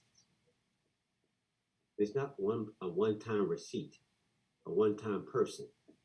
Do you understand how $100 million comes together in delivering value to the citizens? I mean, I'm sitting here like, wait a minute, what now? 2002? That bothers me. Like, okay, so back to raise the millage rate what, back in 11, 12, I'm gonna let that go right now. You tinker with it and let down now. We got to take this balloon hit, but okay, you should have left it alone. But you had money sitting there from 2002. Like, where's the awareness? Where's the consciousness? Now, don't get me wrong, finance, I get it. Hey, you're good. Corbin, Rosin, y'all are here trying to help us through this. So please, it's not a directive. But my point is like, really, guys, and Chief, you brand new. You're good. I'm making my point. What do you do with the stuff that you do have? How did you apply it? What work do you have that you can point to by way of receipts? That's the conversation I want to have. What have we done for the citizens? And where have we been efficient? So I'm going to compare 2002 to 2009 to 16. You have to have data. You have to understand how things fit together. And so now I'm looking at just like, okay, wait a minute. How much money did you put up on that? Now, I'm not even going to make the point because I heard it. But it's just, oh, y'all got cheese like that sitting there? So listen, citizens. Oh, we got money stuck over in the fire. Well, okay. Uh-huh. Okay, so money stuck over there in fire. In a park. No, it ain't nothing personal, but I'm making my point. We talk about overtime. Please, let's not talk about overtime. Like, we really don't want to have that conversation. How much money gets stacked? I'm okay. Like, the narrative, it needs to be more on point, more balanced. And I appreciate the work that's being done here, but I'll take the hit for the team. That's unacceptable. Like, no. 2002, that's fine. I do not want to hear that we got money left over in this 16 spots. If you didn't need it, send it back. I thought you had work to do. That's my problem. You must have didn't need it that bad. That's my problem. So you were taxing people you really didn't have a need for it. You don't tax unless you have a need. The taxation is going to happen by law. The question is, are you applying it? Are you being good stewards? Regardless of what you're doing, do you have focus? Do you have a strategic plan that you're pulling down on to get work done? Or we just sort of caught in some... But anyway, I just want to make that point. Good point, Chief. Sounds good to me. You guys keep going. Thank you for even being aware that was out there. Whoever found that money sitting in the couch somewhere. But I had to bring that out. Like, really, guys, before all of us were here. So we'll give it that much. That none of us is here during that period of time. I yield the floor, Madam Chair. Thank you. Commissioner Robinson. Any other comment forward? Thank you. Okay, Commissioner Carlton, you have the floor. Thank you. Chief Joe Levette, can you give us a little bit more information in regards to this project for the Fair Play Fire Station? Was this intended to be part of this SPLOST? And also, how long will this project take? And what will we do with the staff, the firemen, EMS, while this project is taking place? Good question. Good question. We do, it's part of our reforecast. We went back and it was part of the reforecast to allocate some funds for the renovation of that station. One thing that the contractors have done inside the contract is come up with housing. It'll be in the parking lot. It'll be a housing trailer put out there for our responders. They'll still respond out of the bay, but they will have a housing accommodations to take care of them while they're doing this project. So it'll be done in phases. And the time frame, Mr. Gable, I think they looked at, what's the time frame on that, Mr. Gable, just so I'm going to give accurate data. Chief, the main thing is once we can get the board's approval and move forward with it, we need to get a notice to proceed to Gordian. It's going to take, they've estimated about 2 months to design it and get the permits to start construction, which we hope to do that in midsummer with an 8 to 10 month completion date on the construction of it. That's what we were looking at, Commissioner, 8 to 10 months. And also, it's just much needed. as we started looking at the project and going through the building, it was just in dire needs of some renovation. And the community come in there a lot, and they just, it is not a reflection of what we stand for, and also our personnel. So the leadership of the board and support, we're hoping and praying that we can get this project started and taken care of so we can present quality to our personnel, internal stakeholders as well as external. Understood, Chief Joe Levitt. And this particular, was this bidded out, or was this just a company that you've used before, and this is, you believe, you and Mr. Gable believe is the best estimate we will get? Yes, it's a company that specializes in diversity and inclusiveness, and they also working with the DVS project, and Mr. Worthington. They come highly recommended. They've done work. Mr. Worthington, are you out there? Can you say a few things about this company, Gordian? Sure. Yeah, so Gordian is a sort of a procurement alternate method that is approved, the state-approved purchasing cooperative method. And so basically they take care of the competitive bid process. And then what we're left with is a state-approved contract price. And I think that's I guess the briefest way I can put that. Kind of complicated, but it's no. You are exactly where I want you to be. Okay.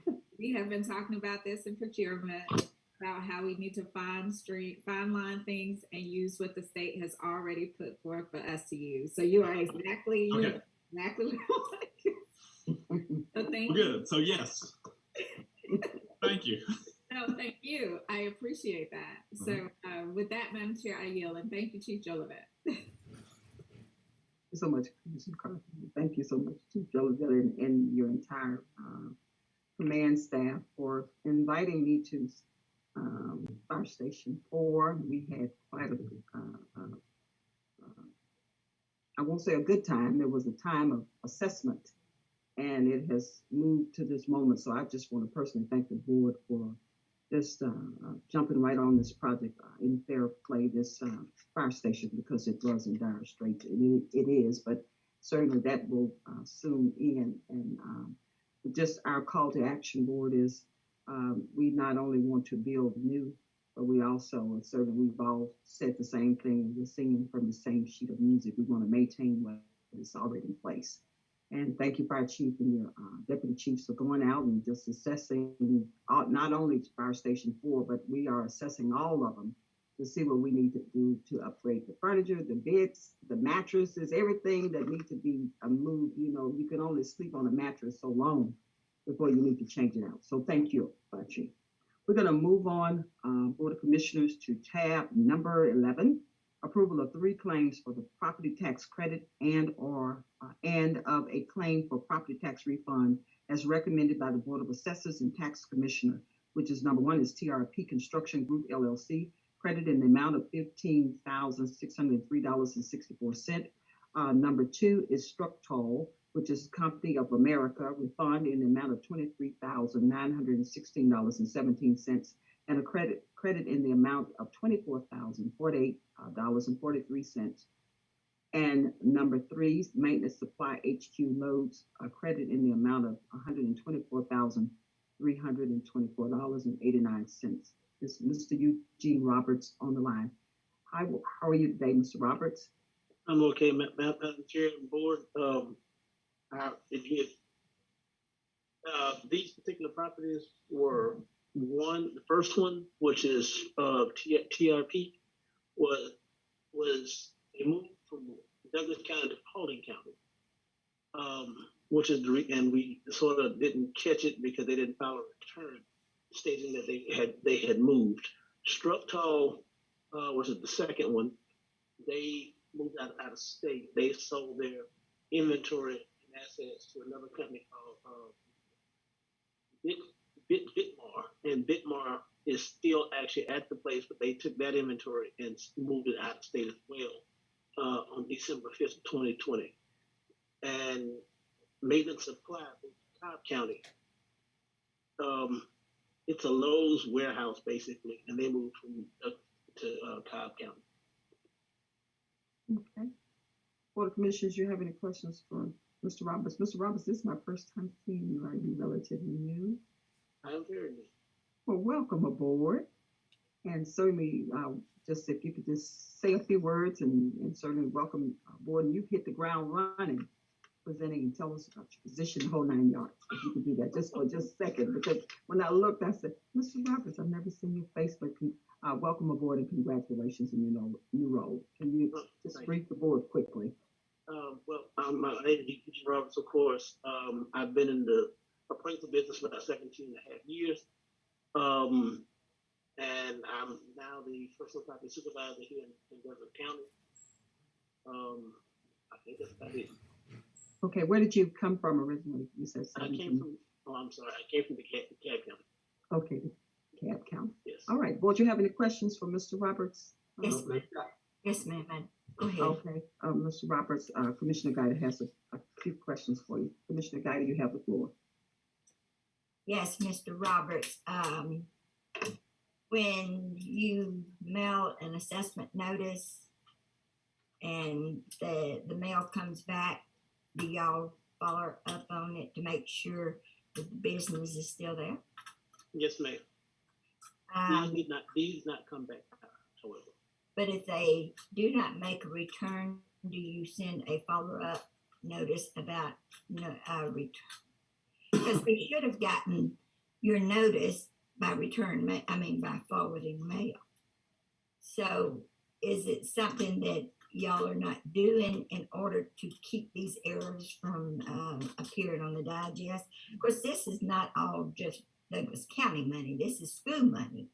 70% of it school money. So, but it does affect the entities here. So I just wondered, how can you prevent so many of these? I was tax commissioner years ago. This was going on then, the errors, especially with personal property, because it is movable. Yes. And that's the thing. There has to be some more follow-up as far as giving them a call or something to see why they did not make a return. The law does not say you have to make a return if you don't own anything. The law says you make a return on what you own. Correct. So they were ignoring the notice to make a return because they didn't own anything in Douglas County. Correct. And to answer your question, going forward, we'll be going out more toward the end of the year, the first of the year, to see what businesses are in Douglas County that have moved and have stayed. So we'll start doing what we call street runs. So we'll hit the streets and see what businesses are still in Douglas County.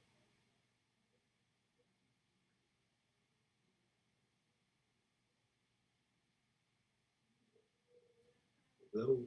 I think we must have lost Commissioner Guider, and Chairman Jones stepped away for just a moment. Vice Chair.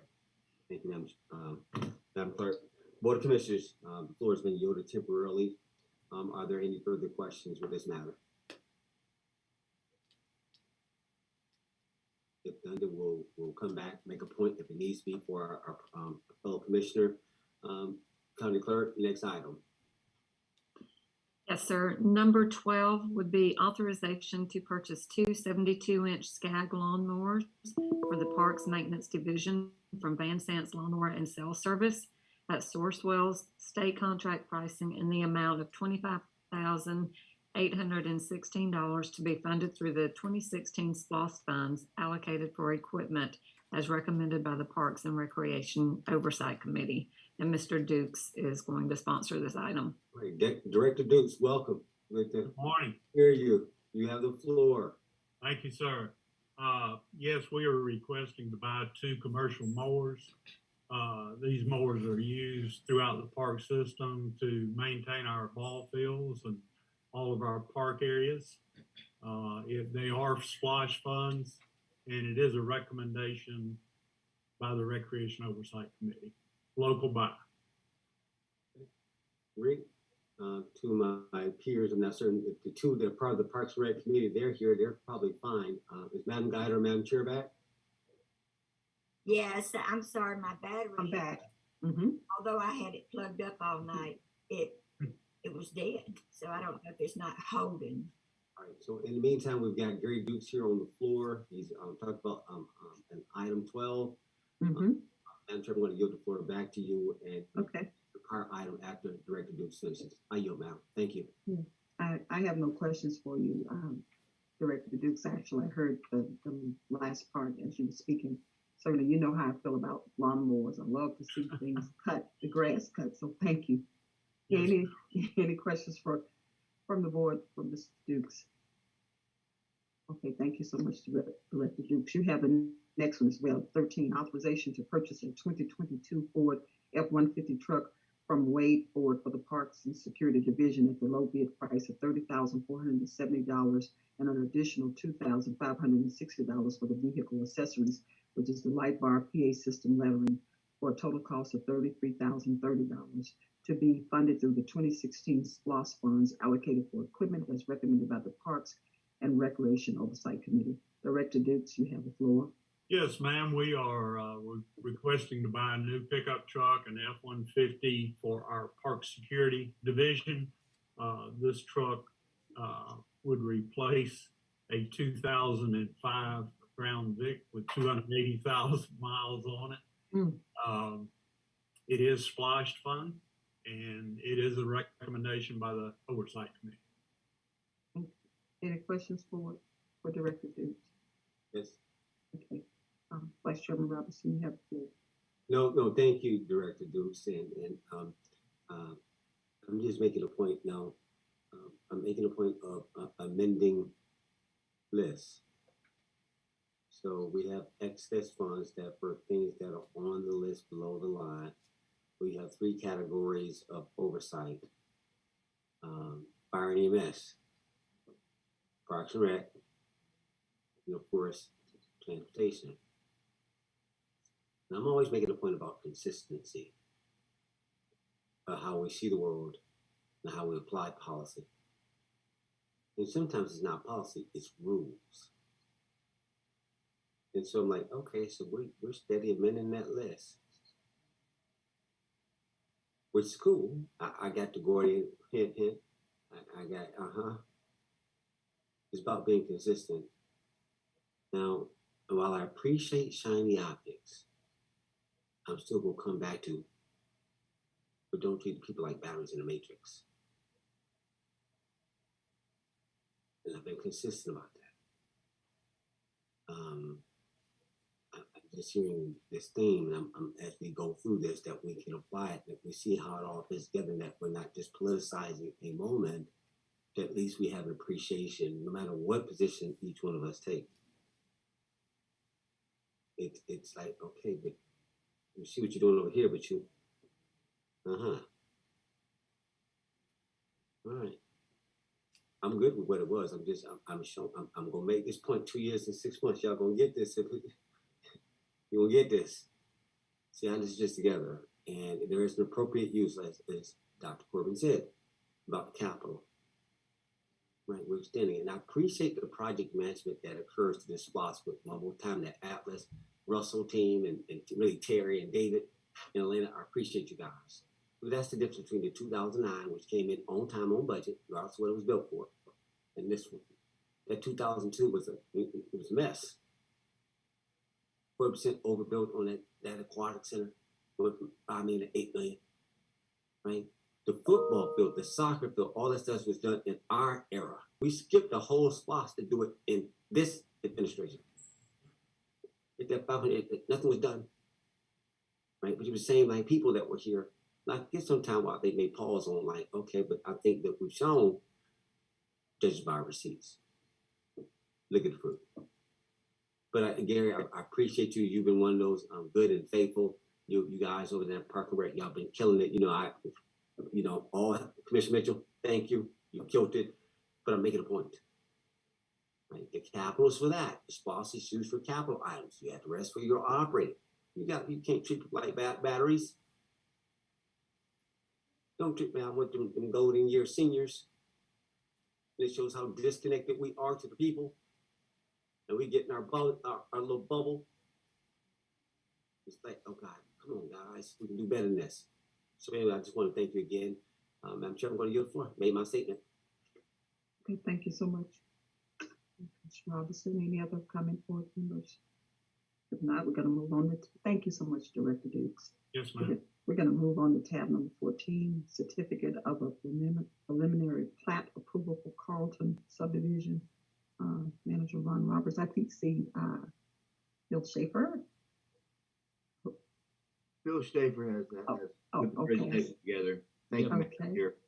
Apologies, yeah, I had set this up. Madam Chair, Commissioners, we have pushed this plat through our plat review committee over the course of the last 8 months, tweaking and refining.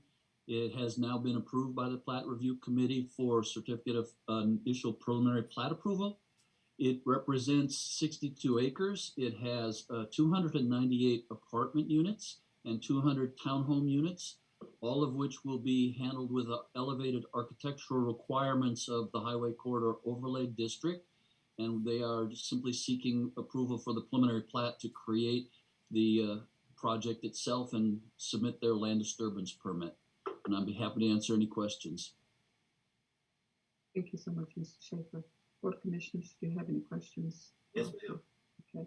Commissioner Robertson, you have the floor. All right, so where's this density going? Yeah, Fairburn Road and Bomar Road wrapped around the school. It's 2331 Fairburn Road. All right. District 2, right on the line. It's District 3, it's right on the line, right on that corner. You know? It actually, the project, let me pull up the map so you can see it if you wish. Let's grab this. So we're District Commissioner. Yep. Sorry, it's taking a minute for it to actually show it.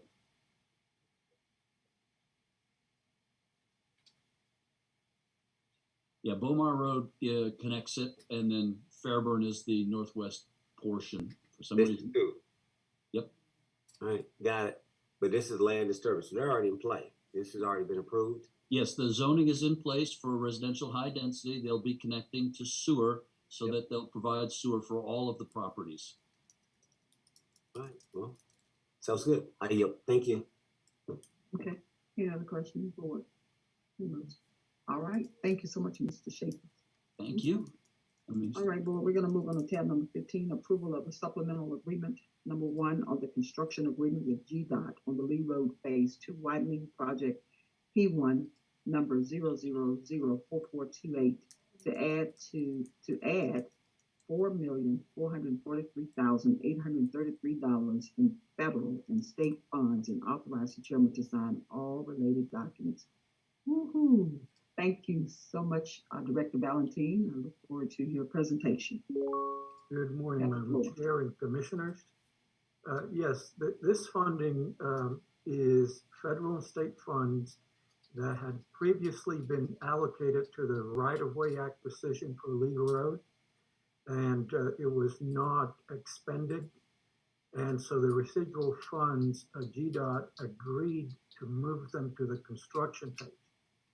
So that is not something they typically do, but they agreed to do it in this case, and it will certainly add to the federal funding and state funding that was on the project, bringing the total to $18,774,000 and some odd dollars of federal and state funds on the Lee Road project. Madam Chair? Any questions, board? Transportation Committee Chairman, Commissioner Robinson, you have the floor. Thank you. No problem. So you added $4 million to the pot. So this $4 million while we've already budgeted the full amount for the project, we got $4 million extra that can be used. What are we going to push this to phase 1? Since that means we should have a surplus, or we're going to let it sit in reserve to accommodate the more than likely potential increase in material costs to fulfill this. Talk to us. That Commissioner, is a board decision. Certainly, it would be at the board's discretion. I will give you a little background in terms of when this project was bid and the bids came in. It took almost 9 months to award the project. And so there's going to be some additional cost incurred on the project. So the overall cost is going to go up. But beyond that, certainly there were some design changes that because in 2021, when the project was bid, GDOT allowed us to bid it using the original specifications, just so that we could continue to move the project forward. So there's going to be certainly some additional cost that will be incurred on the project. That said, this additional funding would be the will of the board as to where it is allocated to. It initially came from, there was an allocation made from, I believe, the Factory Shoals and Douglas Hill area. And there is a project still to be completed there. So that would be one consideration, but it is up to the board as to where the funding is allocated. Right, we did take money from the master plan, Thornton Road, and moved it over here. All right, so to that point, it's something we can take up in our transportation committee. We'll listen to the rest of our peers, Director Valentine, and we'll take up whatever they say, and we'll come back with a formal recommendation to the board tomorrow regarding this item, if they so have consideration. So leave the money where it is, over in District 1 for that, or put it back over on Thornton Road. So, all right, we'll talk about it in committee. Madam Chair, I yield. Thank you. Thank you. Any other comments, board? Okay, if not, thank you so much, Director Valentine. We're going to move to tab number 16, authorization to renew the agreement with Republic Services for May 2020 through May 2023. I'm sorry, through May 2022 through May 2023 in the amount of $1,066,160 for transportation and disposal of municipal solid waste. Director Coward, you have the floor. Yes, good morning, Madam Chair, Vice Chair-elect, Commissioners, directors out there, and citizens. That's a mouthful right there. That's a lot. All right. So, well, first, last work session we tabled the budget deficit for sanitation fees. So these really run hand in hand. How I think I need to bring that up before we need to agree on that before I put forward the extension for one more year. So this is a slideshow I had last month, I'm sorry. Next slide. Okay, so I'm going through this real quick. This basically tells you our history with Republic. And go ahead and next slide.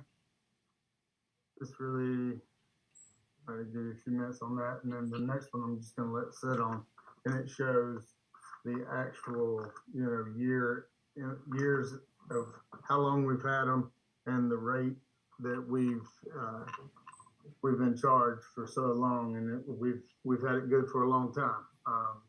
And industry has changed and gone up. They've consolidated. We're down to 3 actual trash monopoly. We're down to 3 players now, and Republic is great service. They're well worth what we pay, and we've been paying a lot less for a long time than all the surrounding competitors. So as I put it forward last month, this is my to explain the deficit right now, taking the money that I budgeted for the 2022 budget Running off the 4% increase. Go ahead, next slide. 4% increase that was standard. I called Republic, said, what are we looking at for next year? This is our standard, 4% to be safe is what I got. And that's what I projected. That's how I come up with the number. Then out of the blue, they sent a notice of, hey, we're raising it to $40 a ton. So it was significant. We went from 29, right at 30.65 to $40 a ton. So the difference there for 2022 alone is 145,375. And that's what we've projected, same amount of tonnage, everything. That's just to amend this budget that was approved for 2022. And then we happen to be right at the extension of one more year with Republic, and then we'll go out to bid for, I guess, between the three, between Republic, GFL, and Waste Management. I'm sorry. Next slide. So there it is, bottom line. That was the number going into the budget was for 476,544. 621, 920 is the new one. That's the deficit of 145,373. That's what we owe at the end of the year, but we have to. That will also be the number we're signing up for. That's the new rate for the extension as well. That contract goes May to May. So that's next month, and like I said, it's the last year we can stay in that contract without going out to bid. I will tell you, like always in the past, Republic treats us well, and we have a much lower price than the other competition, and this is no different. I know I've reached out since the increase and just to see what we have locally and around here, and we're charging $60 a ton. Waste Management has gone up to 70, and then there's others with surcharges they put on there that are right at $80 a ton. So again, we still have a better rate and good service with Republic. So that is my recommendation that the board make the amendment. And like I didn't even touch on that. I'm sorry, but I will pay the deficit out of the three accounts, out of three different accounts, funds that I have. So it's neutral to the budget.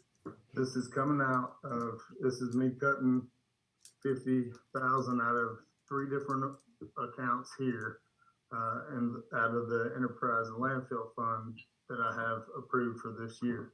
So no increase there, and we roll into the next agreement extended for a year. So that is my recommendation. You let me kind of move my money around, pay this increase, and we extend a contract one more year, and we go out for new bids between the three. So pending any questions, that is what I have for you, Madam Chair, Vice Chair. All right, thank you so much, Director Howard. Board of Commissioners, do you have any questions for Chief?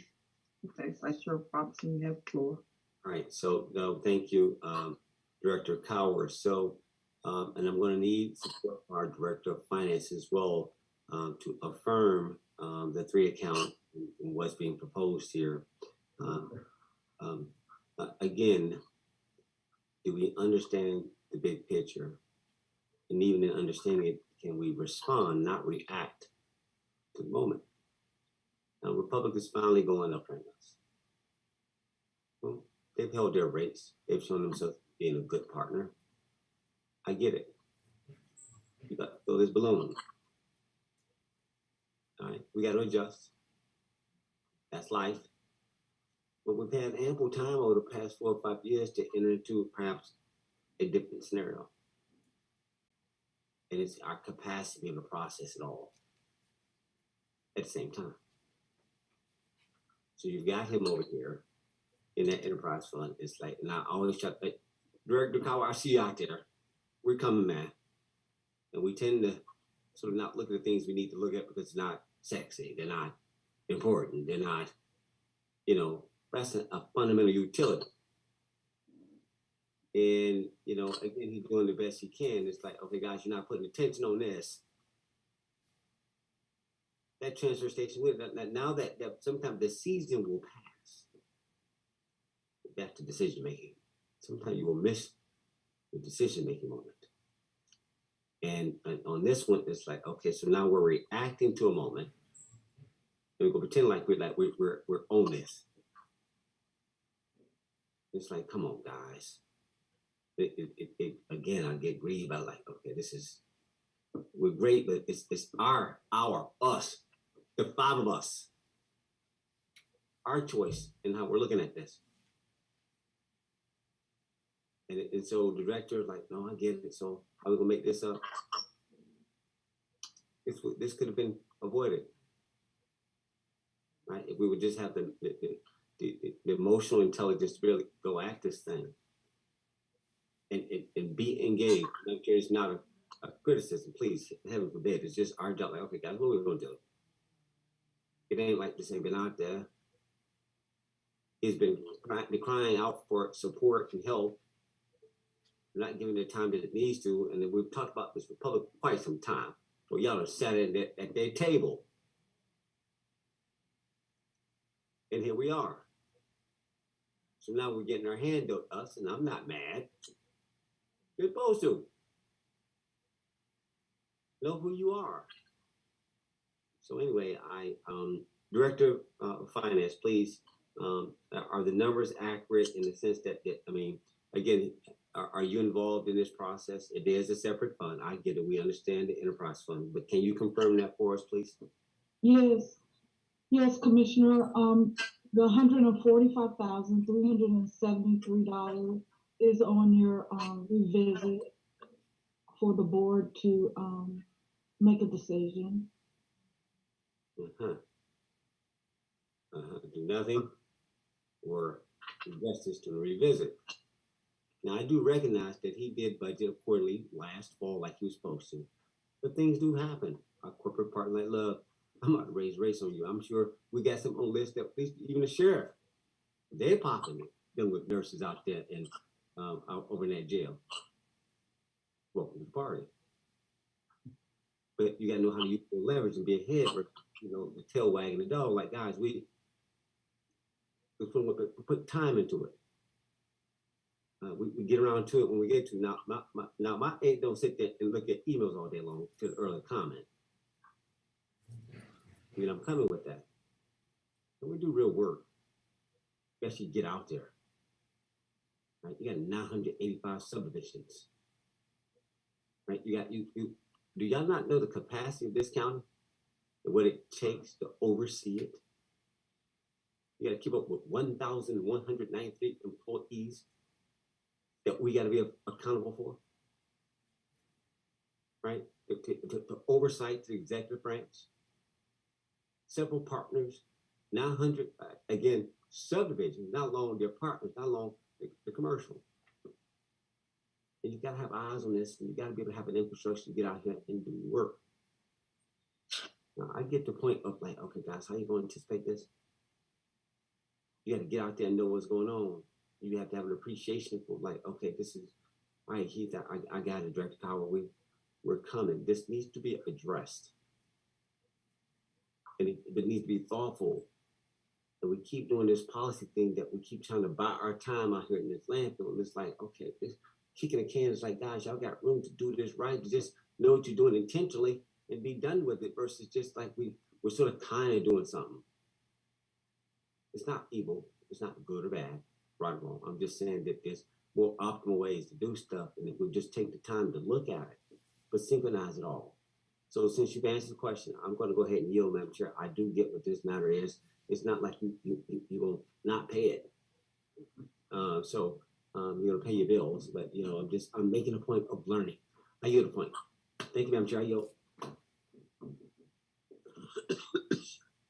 Okay, thank you so much, Vice Chair, for making those very good points. And thank you so much, Director Howard. And I see you, Commissioner Guider. You have the floor, Commissioner Guider. Thank you, ma'am. Mhm. Director, Yes, ma'am. welcome. It's not the best news, but it doesn't surprise us either. Everything else is going up. Yes, ma'am. And I'm sure the process of garbage is going up. I would like to ask just a couple of questions. First of all, to clarify everything that's been said here, you've got the funds in your enterprise. It's not coming out of the general fund. It's in your enterprise. You've got like a separate account that all your fees go into and things like that. So Correct. got the funds available to carry you through May of next year.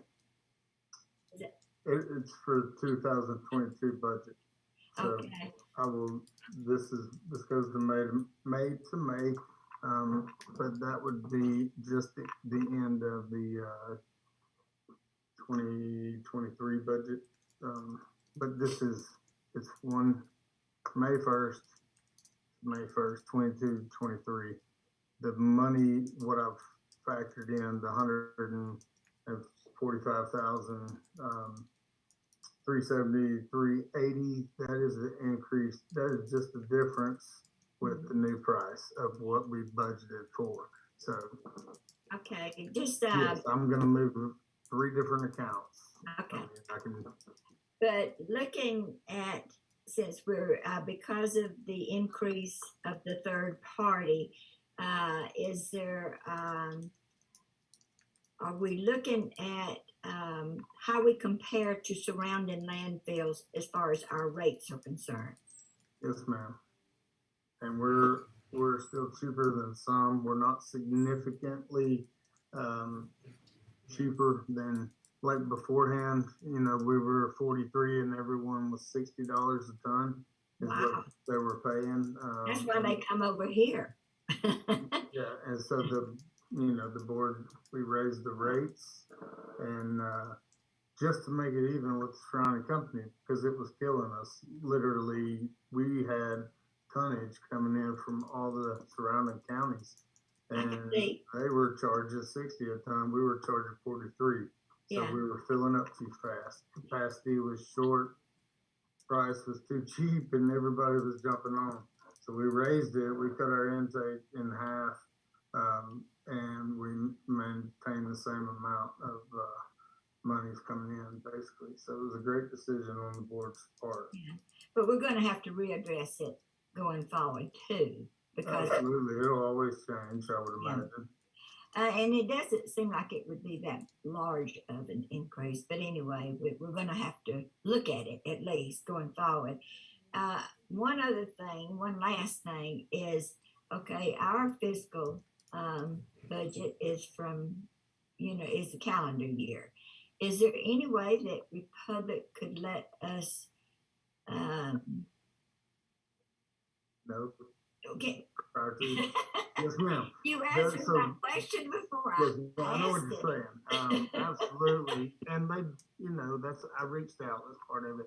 I talked to our representative, Monica, and said, hey, what are we looking at? And she gave me, I'm looking at an email here dated, this is February, saying that, or no, October is when we pulled the numbers, and that's what they gave us, the 4%, saying, this next year, we're going to go up to 4%. You're going to be safe with that number. Use that for your projections, and that's we've done that before, and it's always held true. But this was a major corporate decision. This was not at her level or anybody that I talked to.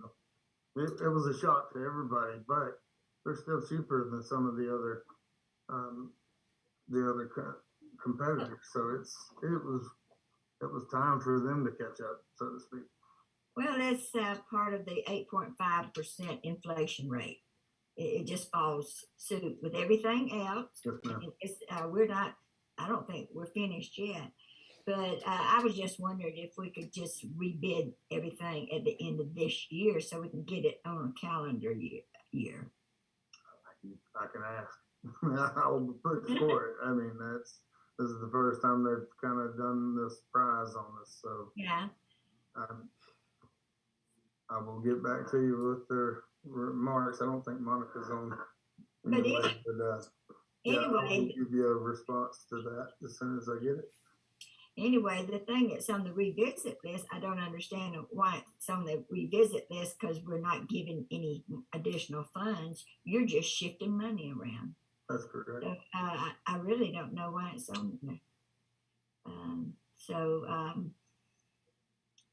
Ross, this is a shift to proceed and then a renewal to sign the next year going to yeah, 23. this is just to continue with Republic. So Yes, I understand that. And they've been a great vendor for us. But Rosalind, why is it on the revisit list? Commissioner, on his initial request that was presented on the work session, I believe 2 weeks ago, it was actually to amend his 2022 budget. But that's been voted down, so. That was tabled. No, it wasn't voted down, it was to revisit. It was to add it on the revisit list. However, if today the director is stating that he can find the fund within his 2022 budget, then yes, you're correct. It should be removed from the revisit list. All right. You've answered all my questions, and thank you. And I love, the representative that we have out here for Republic. She's just a very, she listens to you. She works with you as much as she at her level can do. So I know these big corporations, but I guarantee you the others will be going up too. So, anyway, we'll just move forward. Thank you very much. Okay, thank you. I yield back, Madam Chair.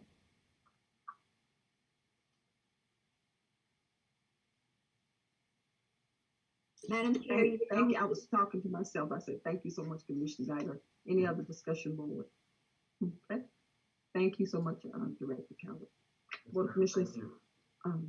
Okay, we have tab number 17, which is authorization to enter into an MOU with the University of West Georgia in the amount of $307,000 for the Douglas County Financial Literacy and Entrepreneurship Program to be funded through the CARES Act Fund, and authorize the chairman to sign all related documents pending final legal review.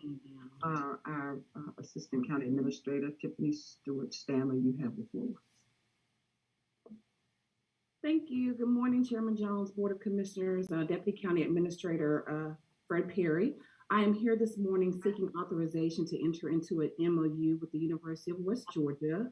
The amount of the MOU is for $307,000. This MOU will be for the Douglas County Financial Literacy and Entrepreneurship Program. This program is dedicated to educating and empowering Douglas County citizens and businesses whose financial health may have been negatively impacted by COVID-19, the epidemic. Despite a lot of efforts by federal, state, and local municipalities, many people continue to struggle with job stability and financial insecurity, including our small businesses.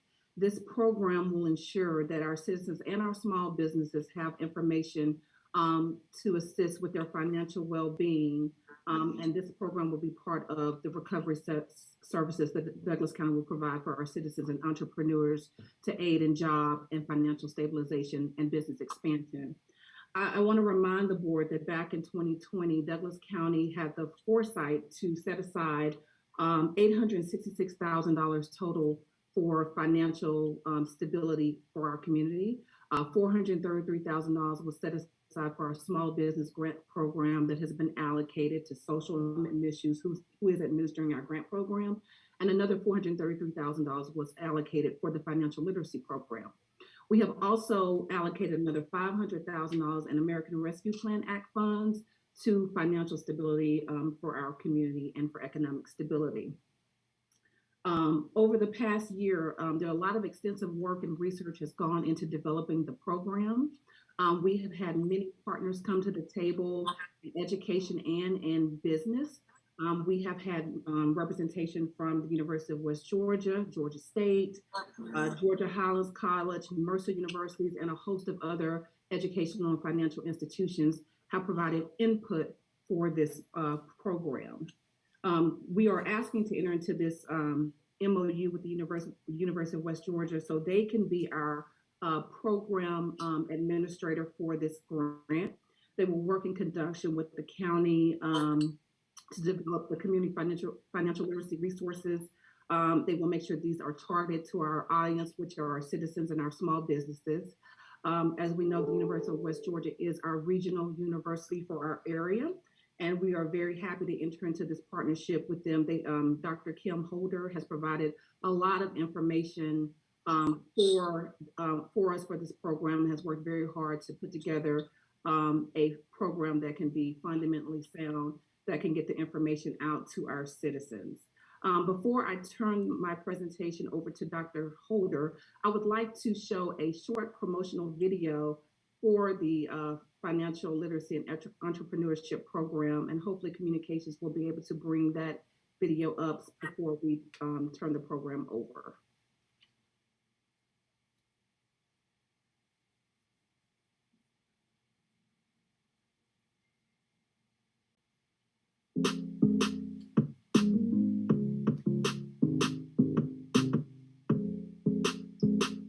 Everybody wants to be able to pursue happiness, but you need a foundation. As we come through the pandemic, what it revealed to us is that there was a need. We need to get back to the fundamentals. This course, this class, this series is designed to address that need. From lost revenue to job loss, one thing, many people are in need of a financial plan, a plan that is pandemic proof, a plan that can start with the Douglas County Masterclass Series, free online learning, offering financial and entrepreneurship recovery fundamentals. Everything is about finances. Follow the money. And so from that perspective, we've got some concepts that we believe that are going to be fundamental for people being stabilized financially. The 5-part Masterclass series offers the basics in financial literacy to get everyone started on their road to financial freedom. Once we got our finances stable, then there's opportunity for entrepreneurship. From laying the proper financial foundation to learning about purposeful spending and budgeting, these tools will provide quick lessons whether you or your family are trying to own a home, planning for college, planning to invest, planning for retirement, long-term care, or just a vacation. I'm a new mother. Every dollar counts right now, and for her future. Masterclass has her covered. I'm a 21-year-old college student. I'm interested in investing and watching my money grow. Masterclass has him covered. I'm working countless hours a week to provide for my family. When will it make sense to retire? From budgeting to saving and investing to creating the right money mindset, Douglas County's Masterclass series has you covered. Federal funding was used to fund it. That is not source of funding. It goes directly to the citizens for their direct benefits. So you have a more stabilized citizen, more financially sound, more economically sound, then the whole county can prosper out of that existence. The online series gives access to tips from experts available 24 hours a day. The best way to secure your future is to have your financial house in order. With Masterclass weekly updates and social engagement. Now that looks like something I can get into. Now it's time to teach people how to fish. So we believe that there'll be a more enriched citizen at the end of the day. The bottom line is that we'll be a better Douglas at the end of the day. The Douglas County Masterclass Series, the Financial and Entrepreneurship Recovery Fundamentals. Thank you so much to our communications team for providing the video. Before I turn it over to Director Kim Holder, who is the director of the University of West Georgia Center for Economic Education and Financial Literacy, and she's also their senior lecturer for economics, I wanted to just give some more information in regard to the MOU. So this MOU is for $307,000. There is a detailed list on the last page that breaks down all of the support that will be provided by the University of West Georgia in conducting this program. And this MOU is from April 1st, 2022 through March 31st of 2025. So it is not just for this year, but it is it'll be over a 3-year period that they will be providing these services to the county. I will state that this MOU is still pending final legal review from the county attorney's office, but I just wanted to make sure that the information was provided to the board that there is still some legal review to be had for this document. So at this time, Madam Chair, if I may, I will turn my presentation over to Kim Holder. Thank you so much, Assistant County Administrator. Ms. Kim Holder, you have the floor and welcome.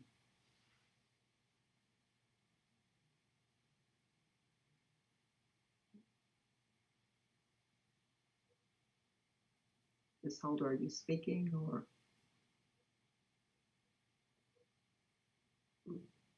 For some reason I don't hear. Rick, can you unmute her? Ms. Holder, can you unmute, please?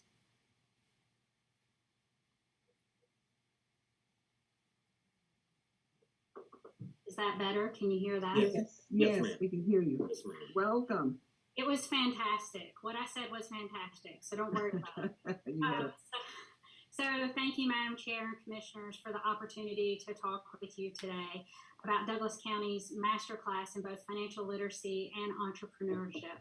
I'm Professor Kim Holder from the University of West Georgia, and at UWG, I'm both the Director of our Center for Economic Education and Financial Literacy. I'm Director of Financial Literacy for the university as a whole. I'm Senior Lecturer of Economics in the Richards College of Business, and I'm also President of our National Association of Economic Educators. And that particular group works on these two ideas extensively with our partners at the Federal Reserve Bank System, as well as centers and state councils across the United States and our National Council in New York City. Now, I know that's a mouthful, but I wanted you to know where I'm coming from, because today I'm here to extend an offer of partnership. And like each of you, I don't take partnerships very lightly, because when they're done well, they can be very, very powerful.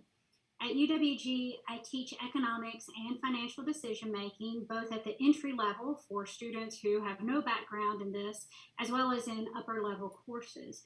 I also work with our 8-county community, which includes Douglas County. It extends from Polk County all the way down to Troup and Meriwether. And in that capacity, I work with K-12 teachers as well as their students. Inside the university, I work with our own faculty, our students, and our alumni, as well as nationally and internationally with those same groups, as well as journalists, first responders, clergy, and even politicians on these same topics.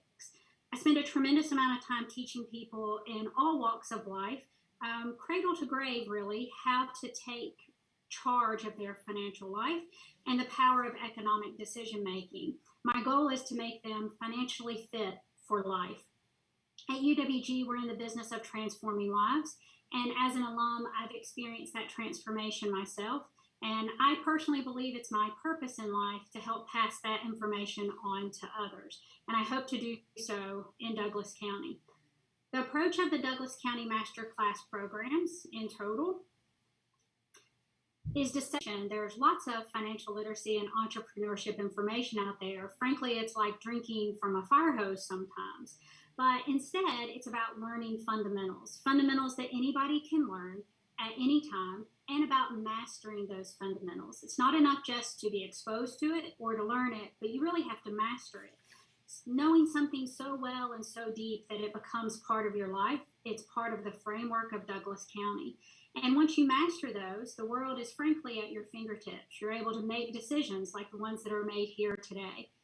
Today, I'm grateful for the visionary work that is in process. It began with a lot of the people who are here. I'm thankful for Vice Chairman Robinson and for Dr. Greg Henley, who saw what was possible and put ideas to work. for Tiffany Stewart Stanley for her outreach to West Georgia, as well as an advisory working group that assisted in bringing together this proposal today, which was included Shania Chavis Rucker of Media Miracles, Lionel Savage of Lionheart Consulting Group, Anna Teal of Teal Marketing, and Dr. Michelle Allen, your Intergovernmental Affairs liaison. So when we think about financial well-being for a community, there are a few foundational pieces, and I won't go all into it. I'll put aside the professor hat for a moment, but there is research that backs this up. So we can think of this as a personal finance ecosystem that helps build up Douglas County residents, which sit at the center. And each of these areas can be tweaked. So we have financial knowledge and access in the upper left-hand corner. Those are areas that we can embed or increase the financial knowledge and skills. We have over on the right the financial actions and outcomes. This is how people put those behaviors into action. And we have foundational factors of family and culture that are part of your community. And each of these, you can think of them like policy levers. They're switches that we can increase, decrease, turn off, and turn on. And each of these increases access and inclusion and allows people to take this knowledge and make it their own. And the reason why this is important is because this is a cycle. And just like you can have a cycle of poverty, you can also have a cycle of success or a cycle of wealth. So our goal here is to keep things spinning in the right direction to increase what's available to Douglas County residents. Now, I'm sure it comes as no surprise to the people here. I do have to show a little bit of data. Your median household income in Douglas County is steadily rising over the years. In 2020, it was a little over $65,000 per household. So you're growing, and wage distribution is fairly even. It's even better than the national average in the U.S. However, as always, there are some people who are left behind. Approximately 13% of Douglas County residents live below the poverty line. That's a number that's a bit higher than the national average. And the counties that are in dark navy here in this graph are the counties that are struggling the most. So you almost see this corridor of areas that are having financial struggles. In Douglas County, the largest demographic that is in poverty are females aged 25 to 34, followed by females aged 35 to 44, and females 55 to 64. So these residents, as well as others, need our assistance. So let me introduce you to the DC Masterclass. It was created as a solution with these ideas in mind. There's a 5-part series in financial literacy, for which you just saw the promotional package for, as well as a 4-part series in entrepreneurship. And it addresses all of the needs for your personal and professional life in these 2 areas. As a product, I believe it'll be very stellar, but like any MVP, I think it needs a home. It needs a partner and a platform, and it needs promotion in order to bring it to life. So we're here today to propose a partnership between the University of West Georgia Center for Economic Education and Financial Literacy and the Douglas County Masterclass programs. My center would provide direction, development, and support of the entire program, both pieces, including evaluation, reporting, and coordination between all interested parties. We would provide promotion and event support, a viable platform for both the video content as well as learning modules, certificates of completion, and a tiered model that also includes a path to college credit. The advisory working group has made a recommendation that the Board of Commissioners partner with UWG as both the host and public delivery entity for the DC Masterclass project and initiative. And let me show you a little bit of what that would look like. Here's a mock-up of what the platform could look like. There would still be a static link from the Douglas County Board of Commissioners site as a landing spot, and would take them into this platform where someone could walk through the entire program. Each video in the program lasts about 2 to 3 minutes. Someone can watch a video at the time that they need and then move on with their lives. The outcome is they learned what they needed to learn in the moment. But for some people, they want a little bit more. So after they watch the video, they'll be invited to complete a module that's attached to it on our financial wellness platform at no cost. It takes a deeper dive into each video and leaves them with the tools that they need. For example, the budgeting video will then tie into a budgeting module, which will allow them to create a budget and end with an action plan and a certificate. If they complete all of a single series of 8 to 10 videos with the accompanying modules, then they'll have an option to get a continuing education certificate from the University of West Georgia at no cost for the first 900 residents and $5 per person thereafter. If they complete the entire program on either entrepreneurship or financial literacy, along with one of our planned workshops, we anticipate completing a credit evaluation for them for the financial literacy courses that I teach, as well as other courses that would come. This would be subject to university approval after this partnership is established. This tiered approach allows us for people to enter and exit the program at whatever level they're at, for as shallow or as deep a dive as they want to go. It allows for continued improvement of the program to change as the needs of Douglas County residents change. I know we're all forward looking to 2025 and we don't know what's out there. So we want to make sure that we're able to tweak it all along the way. And because of the connection between the university and Douglas County, we'll be able to offer a unique product that I believe is unmatched across the country. While many one-off programs in financial literacy exist, there normally isn't follow through after the fact. And this comprehensive tiered program is in a class of its own. Now I'm going to show you the overall budget. I know today I'm presenting both for the university as well as for the whole program. And so our goals are to support this product and this community in the manner in which it was meant to be. As initial funding wanes, we'll also be highly focused on obtaining sponsorship in order to continue this work, since this community is already one that we serve. So I would think of this as kind of startup costs, but we have plans for ongoing delivery of this model. This allows us to contribute to DC's great work in this area that's already ongoing, while reporting back to this board for continued oversight, final approval, and advice as an ongoing community-university collaboration.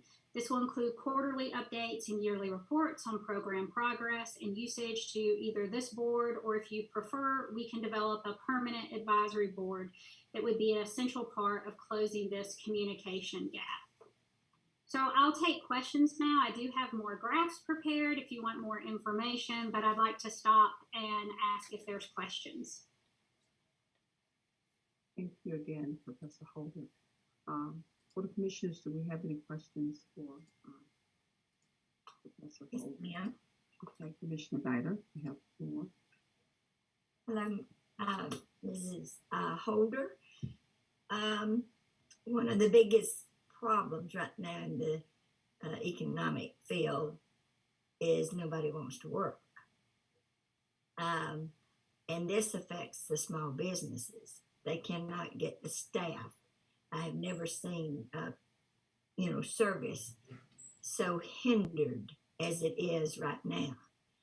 And so does this program address that issue about the need to work and not just rely on the government, okay? Yes, I agree. We are experiencing both a nationwide and a local and state level labor shortage. This is, part of it is coming out of the pandemic. Part of it is this idea of the Great Resignation, as well as people kind of resetting their priorities in their own personal and professional lives.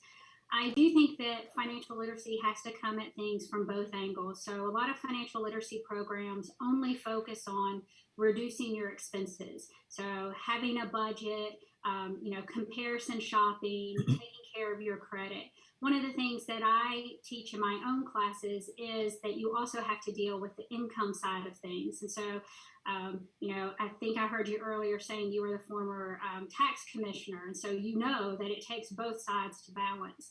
And so I feel that it's really important to talk about career development and career opportunities as part of a comprehensive financial literacy platform, to make sure that we're telling people, if you want more, you can work to put yourself in a better position. There's lots of very similar jobs out there.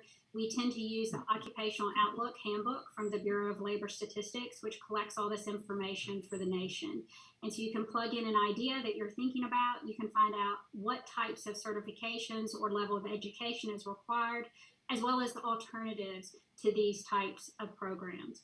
one thing that I think is unique about my role is that I work with everyone from people who are considering retirement, as well as last week, 2 weeks ago, I worked with about 400 eighth graders to talk about this idea of career choice. So career choice starts as early as elementary school, middle school, and then it's something that we have to connect back to throughout our lives. And so that's a long-winded answer to say absolutely yes. I am definitely on board, and it has nothing to do with the board saying, oh, don't forget to include this. This is part of my philosophy that I bring to financial literacy. I know that the starting wage has risen because of this manpower shortage and everything. So, but sometimes the younger generation, they think they have to start at the top instead of at the bottom and work up. When I first came to work for the county, you're not going to believe this, I made a little over $200 a month. We got paid once a month. So sometimes it's not what you actually want or visualize for your career, but you've got to start somewhere. And I think we've lost that in some of the education fields and everything. They think they can start at the very top or pretty close to the top, when sometimes you just have to work your way up by having endurance. You got to stay there, and not just a rolling stone gathers no moss. That's a true proverb, I tell you, because when you change from job to job to job, you really sometimes it doesn't work to your benefit. You can always learn in every job that you do. I don't care what level it is, you can always learn something. So I just wondered if this addressed that issue. So, and with that, I will yield back. Thank you. And I would say absolutely. I started working at $3.25 an hour. It was minimum wage when I started out, and it's about tenacity. And every single minimum wage job that I worked at taught me something. It taught me something about service, about stick-to-itiveness, about serving the customer and serving the client. And so I've done everything from candy striping in a hospital to working a ticket booth for a hockey team to waitressing and bartending and working in retail.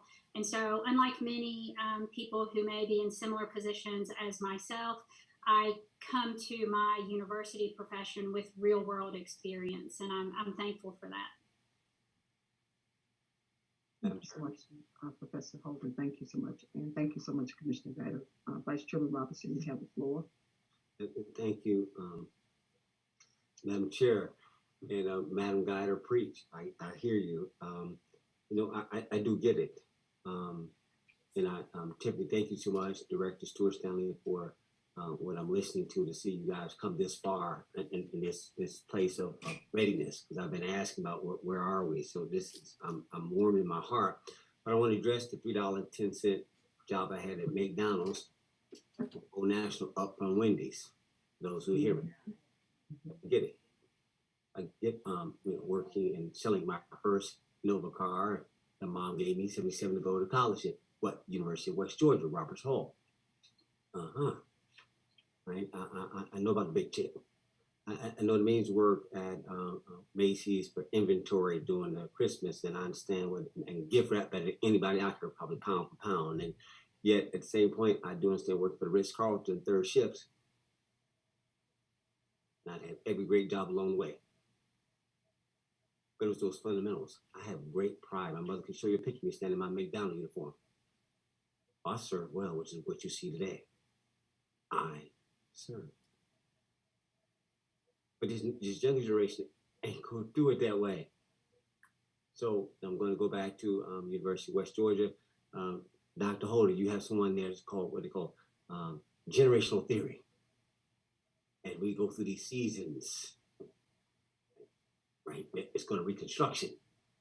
When we get back to a place where I see is that, everybody about to come, like when we came to America, independent, run my own business, don't be my own boss.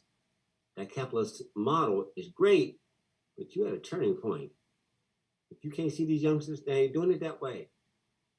The internet has empowered them in a way that, oh no, now they both gonna coexist, but it won't marginalize their existence or invalidate it. It's like, okay, we gotta bend. We can be dogmatic in how we look at society, but you better bend. But here's the thing, I won't stay on task, but there are certain things that are universal. Numbers are numbers, music is music, math is math. Know these fundamental things. I don't care what you become, know these things. Just know these things. I mean, you got get Investopedia. We can't teach you all that. Know these fundamental things. So I wanted to ask a question. You mentioned it, Dr. Holder. What was your approach to, what was the role that Dr. Greg Henley played? Now remember, Dr. Henley, Madam Chair, was the individual who actually, the Board of Commissioners commissioned him to do an entrepreneurship study back in 2010, and you also did it in your administration. So obviously he was the subject matter expert on doing this. But Dr. Holder, can you speak to why he was important and why this is, you guys hear that this is an accredited program?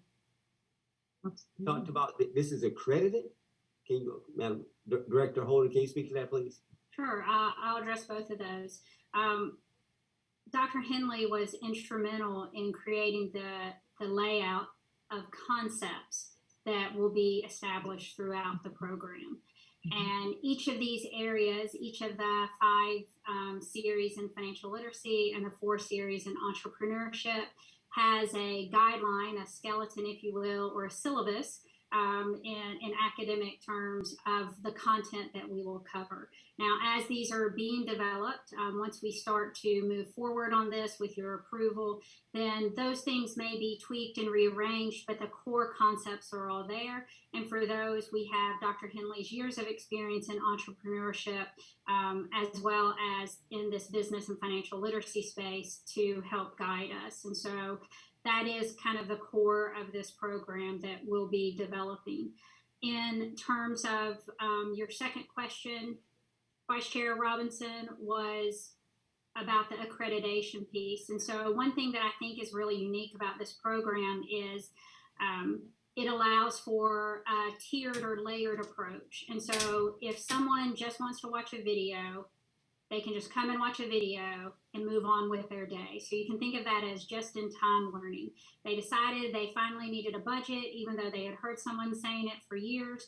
Or maybe they are one of those people who are young and who realize it for themselves. It comes at all ages. I've worked with people all across the spectrum, and people, you know, their financial life is very personal. And when they come to the realization that they need to get a handle on it, they are looking for resources, and we can be that resource. However, after watching the video that gives them kind of the why of creating the budget or the basics of creating it, they might need a little more help. And so that's where the modules come in that we have at the university that allows them to walk through in either a 5 to 15-minute module that steps through an entire program. And in that program, they end with an action plan that tells them what steps to do next, as well as an embedded certificate that's from our center. And so that's created automatically when they complete each module. The next level of certification is that if they complete an entire series, so each series has 8 to 10 videos in it, which will be attached to 8 to 10 modules, then if they complete that entire series, like series 1, which is maintaining, or series 2, growing, and so on, then they would get a continuing education certificate for that series. And part of what we've requested in this budget is to prepay a certain number. So we picked 300 a year, 900 over the 3-year period, who would complete a continuing ed certificate, which means they complete an entire series. Then for those who still want more and complete an entire program, so either all 5 series in financial literacy or all 4 series in entrepreneurship, we would look at those, all those materials, as well as offering an in-person workshop, probably an opening and closing workshop is what we've requested, to get us to the appropriate number of contact hours so that we could apply for credit by prior learning. So you can think of it as credit by prior learning, credit by evaluation. It would allow someone to request that the university review their portfolio of work and apply it for credit for one of our financial literacy classes that we already teach. And so this just provides an alternative pathway to college for people who may not have considered it, who may be going back to school, and this credit, if approved, would be transferable. So it would be college credit that sits at the university, just like any other class that you take. But inside the USG system, most of these classes are fairly easily transferable for any 2 or 4 year institution. So it goes in somewhere. And I know that because as a student, I was a transfer student. So I know how this process works. And so that to me is what makes this product really unique, that it's created for Douglas by Douglas. It speaks directly to this population, but at the same time offers them a pathway for a lot more, which is different from a lot of financial literacy programs that are out there or financial literacy videos that already exist. All right, thank you for that. I just got 2 more questions. I'm going to keep going. So you mentioned something about for Douglas, by Douglas. This is exclusively for Douglas County. All right, so I'm making a statement, but looking for affirmation that and our platform will allow only Douglas. I figure y'all, my technologists that are out there, you will figure out a way in which we will ensure that this money that was for federal will be used only for Douglas County residents. So when there's some type of gate, some type of access, right?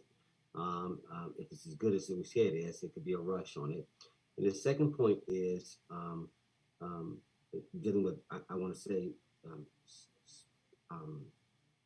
will it also be available for our corporate residents, our corporate citizens? In other words, they're from an employee benefit perspective. So two-part question, dealing with access only for Douglas County, and within Douglas County, there's my residential residents, my residential citizens, and my commercial citizens. And those will be my last 2 questions. I'll have to yield after that. Can you answer those, please? Sure. And this is where we would come back to the board for advice on how you want this to happen. Our recommendation is that the website be open and accessible to the public, but that the marketing efforts, the certificate program, as well as the prepayment of things like the continuing ed certificate and so on, be something that's allowed only to Douglas County residents. So you basically have something that sits out in cyberspace and is accessible so that we don't put up any barriers for people to access it, while at the same time, the money that is spent is all focused and geared towards Douglas residents. And so it is, not to change the flavor of your question, but I want to be very clear that our reporting will all be focused on Douglas County. That's where our efforts will be. And then people could stumble across it and find it.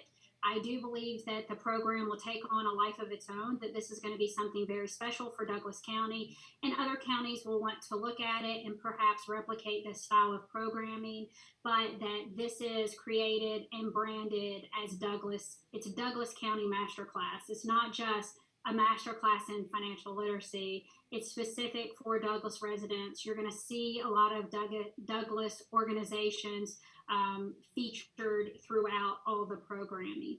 In terms of your corporate residents, this is an area where, of course, they are Douglas County people too.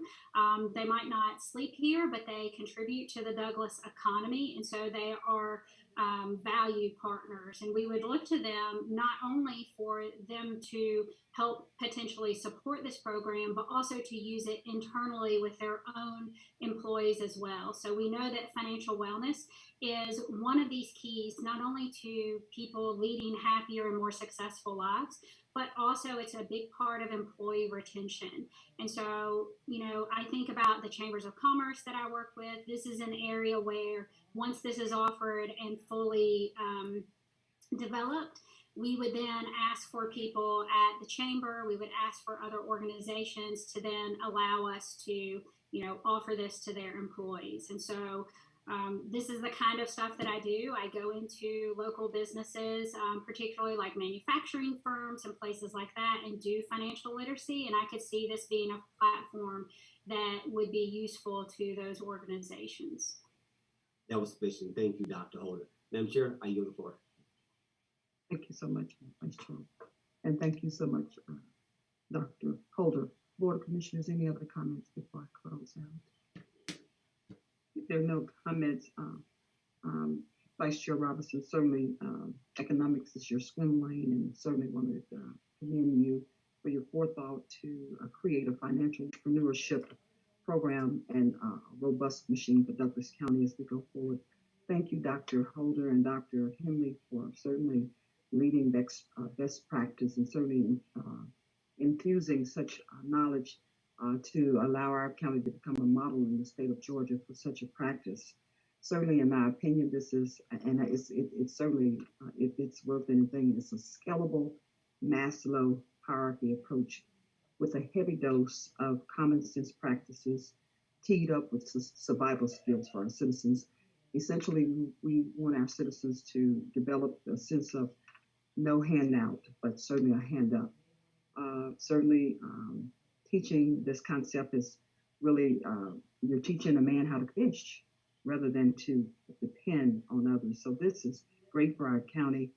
Certainly, we had questions about workforce development. And I believe you had that, you approached that subject, Commissioner Guida. Yes, it will help with our workforce development, but at the same time, it will just lay the foundation and those fundamentals to allow us to become better stewards and also just to live a better life as citizens, not only in this state, but all over the nation, because this, I believe this program will become very contagious, and it will not only be here, but once we get off the ground, it's going to make a big difference all over. So again, thank you so much, Dr. Holder, for your presentation today. If there's nothing else, board, if there's nothing else, we certainly will move on. All right, we have one other item left again, and it is tab number 22, and it's the budget revisit review. And certainly, if you are Rosalind Miller, are you still here? Certainly, you were at one point trying to show us, you were bringing the spreadsheet up, and we had to bring it down. Yes. But I believe it's pretty straightforward. So if you could present it to the board, and we will go from here. Okay. Can you see my screen? Mm-hmm. Your screen is visible. Okay. Very visible. Oh, you're talking. Okay. So what you see before you is the revisit, and what I will be presenting today is actually the unassigned funds. And as you recall, that the initial budget for 2022 was $104.6 million. And this is the number that last year's revenue equaled. So therefore, policy states that your current budget should not be over the amount of your recurring revenue. And this is the amount that the recurring revenue total. However, with closing on the books, however, it's unaudited, but the books are closed, the number is the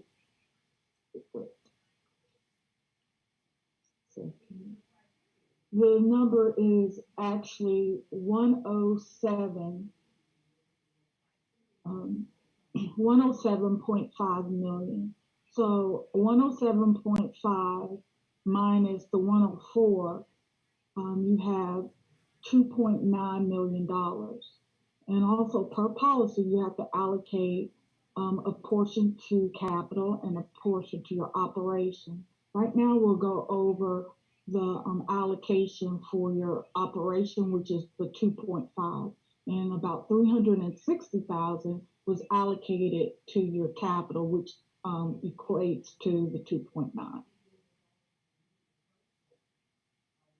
So the amendments and the requests that we received is total $1.1 million.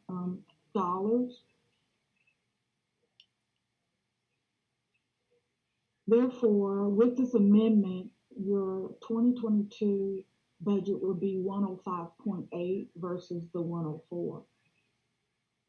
And the difference of the 2.5 minus the 1.1, you have a remaining fund to be allocated to fund balance of $1.3 million.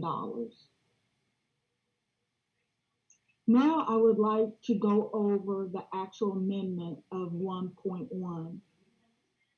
We have Connect Douglas salary and wage adjustments at $10,000. We have the coroner's salary and wage adjustments at $20,000. And also, I want to make a point that January the 31st, this list was also presented to the board. The total amendment at the time was $1,115,234, which would be a difference of the $72,000. And I would like to identify the $72,000 as I go through the list. A new item is Connect Douglas at $10,000. The coroner's salary and wage adjustment at $20,000. We have the district attorney requesting 5 interns at $10,000. There was a change on January's report. The district attorney's office was requesting about $435,000 worth of adjustments, and it was for new employees, so new additional headcount. However, the district attorney's office has received grant funds, so therefore that request is no longer needed, and so you just see listed $10,000 for the interns.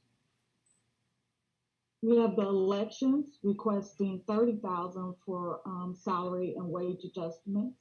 This is a new item. We have human resources requesting additional salary and wage adjustments. We have a new full-time HRS compensation analyst and HR director salary addition of $50,000. In January, the salary and wage adjustments was $17,000. However, on this report, there was a change and it was reduced by 10. A new item is operations division. This is salary and wage adjustments within this division of $62,000. For probate, there's salary and wage adjustments, 2 positions, and this was also presented on January's report. The public defenders, they're requesting salary and wage adjustments. This is a new item that has been added since your January report. Madam Chair, could I stop her just for a minute? Because her list does not match the list that was sent to me on April the 18th. So I am totally confused.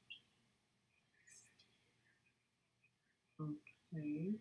I'm sitting here trying to adjust every figure on here from this, and it was just sent to me on the 18th. Also, did we do anything different from what you sent everybody on the 18th, or is this the same list? This should be the same list. I know that there has been Got version 5 here. Yeah, I know there's been some changes, but I'm identifying those changes, but I'm not sure. I know the top of it changed, maybe the look of it, but I'm just saying this is what y'all sent me just last week. Does it have, Commissioner Guider, does your list still show that the VA has some items on yours? No, Okay, no, so just the 10,000, but all the other figures have changed, and I don't know. I just printed this out. I'm printing mine out. Oh. I don't know what it is. So either you or Director Perry sent it to me. you can identify, the only changes, as I mentioned, that I'm speaking of now, take human resources. You said 72,000 for that HR, I guess, IS full time. I got 58,000 of it. So I don't know I don't know who has given me, either I've got the wrong sheet or you've got the wrong sheet. This is the correct sheet, and if it's the 58 versus the 72, if that's the only difference, No, the 10,225 is not on my list. right. So if HR is the only difference? No, almost everything you've said so far is different. Okay. So somebody must have sent me the wrong thing, but it does say April the 18th, 2022, version 5. We've had several communications, and this has been I guess a working document on up to the time of discussion. However, I am comparing the changes from what was presented to the Board of Commissioners at the work session on January the 31st. I can continue with the difference between that worksheet and this one, and then Commissioner Guider, I will give you a personal call and pull up that email that was sent to you and actually identify the changes and let you know the reasoning or the backup or the the reason why this changed. At the bottom of the sheet, Rosalind, it's got the date of 04/13/22, which was again last week. That's at the bottom of the sheet. Right, but it has been changing since I've been in the meeting. So if I could, Since you and I talked last week with that is correct. It's changed since then? Yes. This is like herding cats. Go ahead, I'll follow you, but my sheet, it's just working right. I don't have the right information, so. It is a working document, and I guess for easier and comparing, if we could use this document that I'm presenting, and I'll provide you with a copy.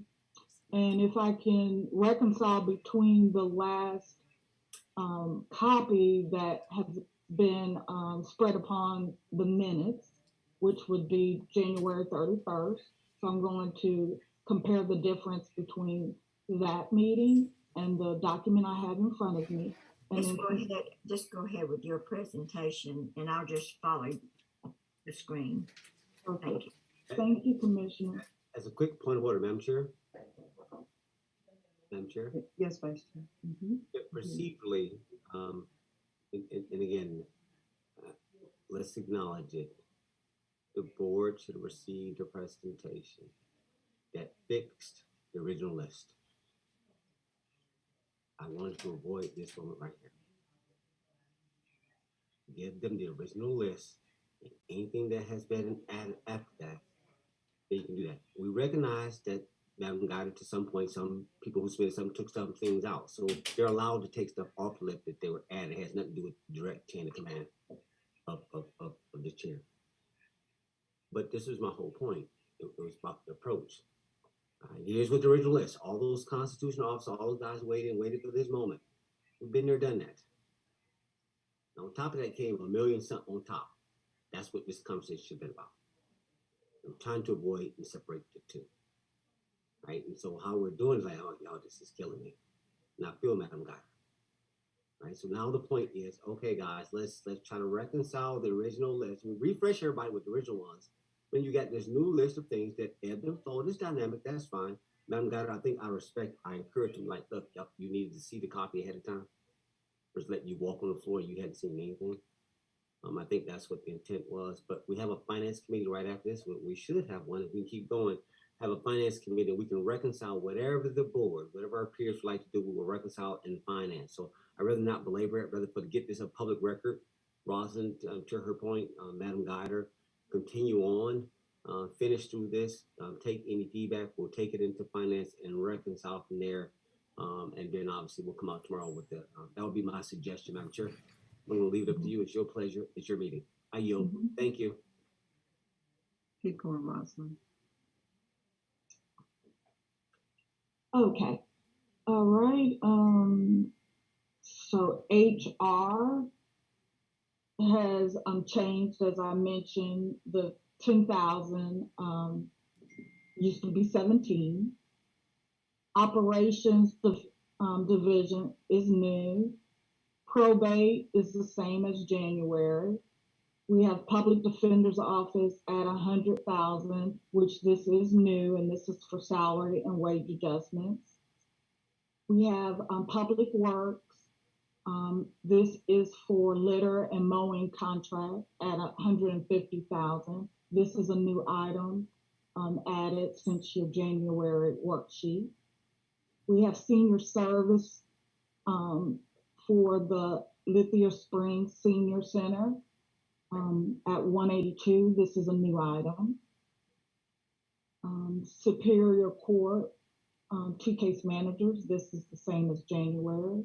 We have the tax commissioner, salary and wage adjustments and office equipment maintenance. This is the same as your January meeting.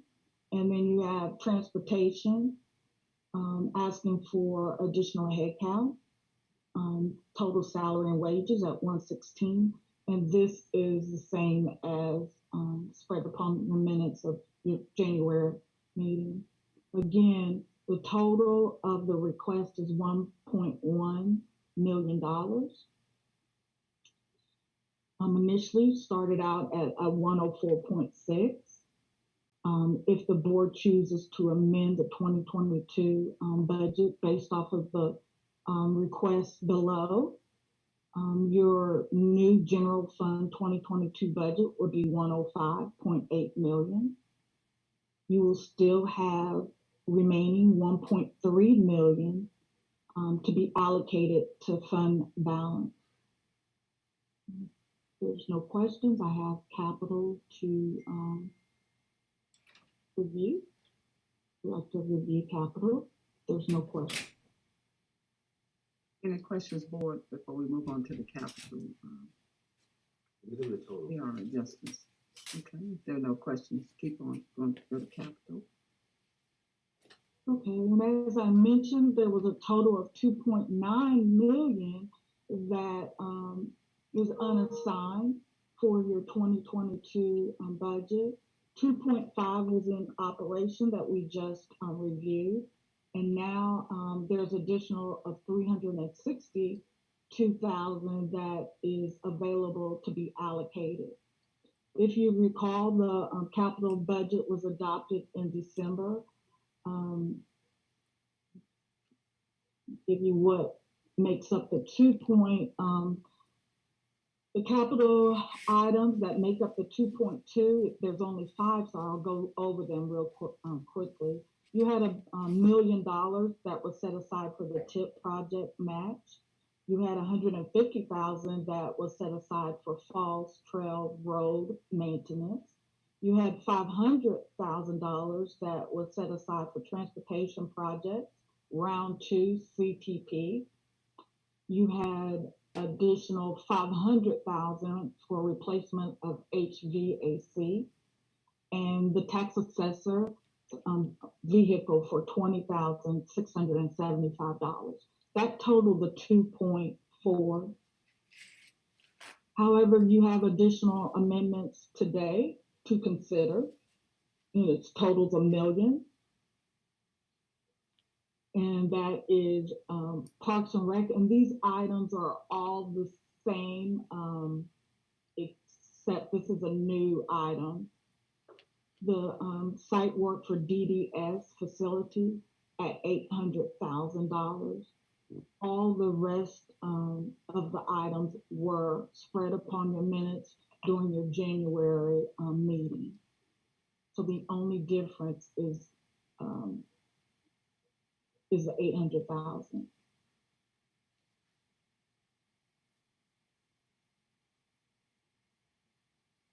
If there's not any questions, I would like to go on to the other fund, which is fire services and EMS.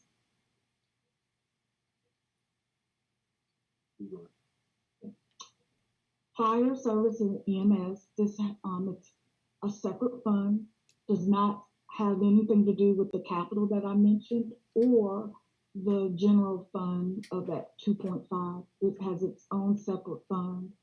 The fire services and EMS is requesting $575,000, and this would be allocated to their other professional services, supplies, uniforms, and pay incentives.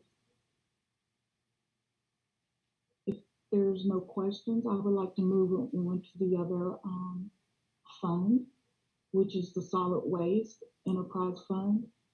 However, this amount or this amendment can be removed, since the director will be looking throughout his 2022 budget to find the funds to pay for the 145,000, which is the Republic fee increase.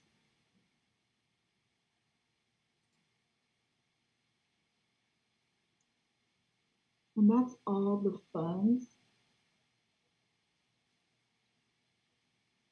And that ends the presentation, unless you have any questions. Thank you so much, Director Miller. Any questions for Director Miller? Commissioner Carlton, I see your mic. Thank you, Madam Chair. I would just request that Ms. Miller please send that list to us so that we will all have the updated list so we can look back through it. And hopefully before Commissioner Robinson and Madam Chair goes into the Finance Committee, we can get some of our questions and some of our feedback in regards to that list. That's now the updated list, and hopefully the final revision of the list before we decide to vote on it tomorrow. Thank you. I yield, Madam Chair. Okay, thank you so much, Commissioner Carlton. I agree with you, because the list that I have before me, and I believe this was given to me on Thursday, and I'm talking to the cabinet right now, and it has everything that's on the slide now that you're presenting, the 72,000. I see it here, but the Board of Commissioners are at a disadvantage because their information is different. So our board, please allow me to personally apologize to you, because there have been some shifts a little bit. It was just a living, working document, and as they were crunching numbers, we certainly not intentionally omitted to get you that final copy out. But I believe in the midst of everything, we were able to reduce the actual initial amount by talking and looking at various departments and speaking to elected officials, just to make sure before we button everything up that it was correct, and was just so happy. Not happy, but the VA was just, she informed me that she didn't need those 6 FTEs that were initially on the list that really would have put a lot of pressure on this budget because of a $1 million grant that she received, and she's hired 3 ABAs with that $1 million grant. Plus, she said her capacity, she's at full capacity in her department. So she said she wouldn't even come back to the board until 2025 if she had any additional staffing needs. So that was just good music to our ears, and certainly wanted to bring that to your attention. And then also our county attorney as well had initially thought it may be an additional need for some funding, but certainly he came back and looked at certainly his at the budget structure, and then at his needs, and that was another 200,000 that dropped off. So we crunched it down by about probably close to 700,000 that was originally on that list is no longer on the list now. So we did our best to double down on expenses. I understand, as well as this board, that we want to be prepared for the unexpected. So we tried to just make it as moderate or mild as possible with our presentation today. Initially, it was a lot larger, but we realized we have some things that are on the horizon that will prevent us from being so egregious. So, Rosalind, you have anything else to present to the board? And certainly, if you could just respond to Commissioner Carlton's request for the entire board. I sure will. Thank you. Okay. Vice Chairman Robinson, you have the floor as the chairman of the Finance Committee. Just one single point, and this has more to do, since we are a legislative body, and tomorrow's meeting is called a legislative session. I'm looking at it strictly from that perspective as we appropriate how we send forth this appropriation. To those elected officials who sometimes there's some inconsistency in understanding what power, what authority you have in your operating budget.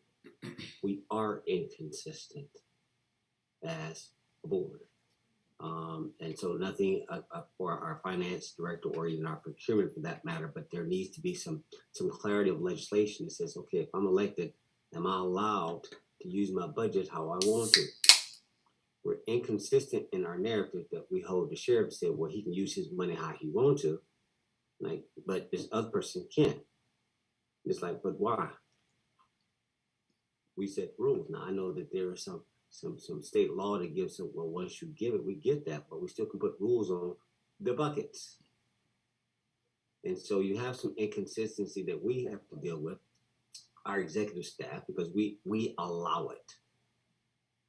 And so I'd like for us to take some consideration about if it's a general rule, if you want to put a policy that says, okay, I get everything. If it's direct command, the cabinet command, sure, I get it. That's the county administrator. Okay, where are you going? You're talking about our 13 peers. And, officially saying, because you got two constitutional officers that have two different understandings, what they're understanding what they can do and what they won't do. And nobody will take a position to say what it really is. They want to avoid the political impact, but we're not worried about politics. That's our job. It's to set the legislation.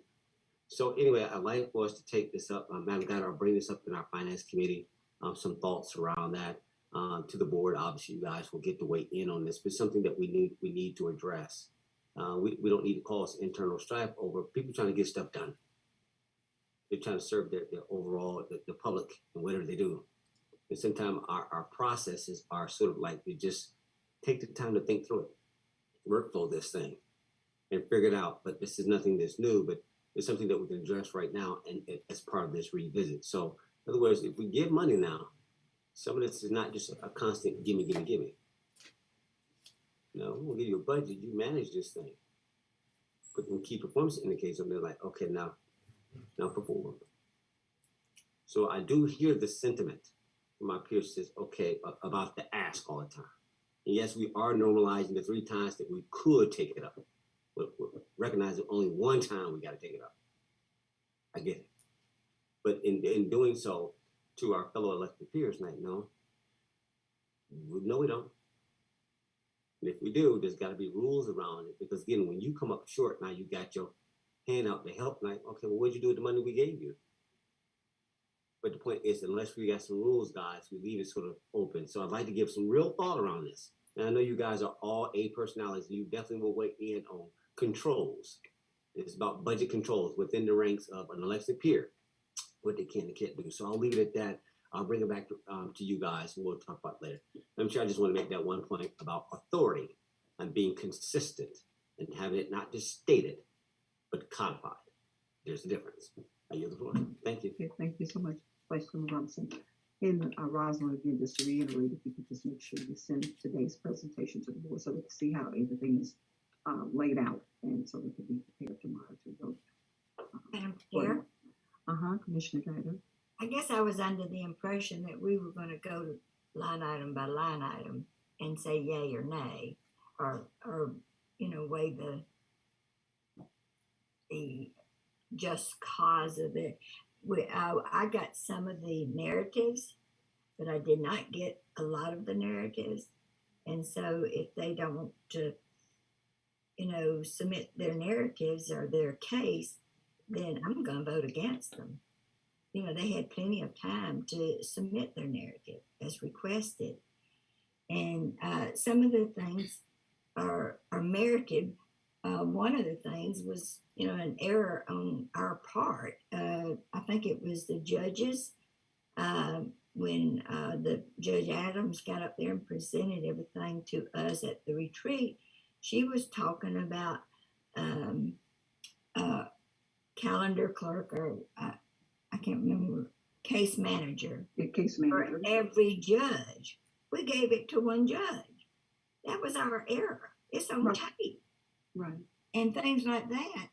But some of this other stuff that just come up out of the blue, I think we need to discuss line by line, each case, and or at least submit.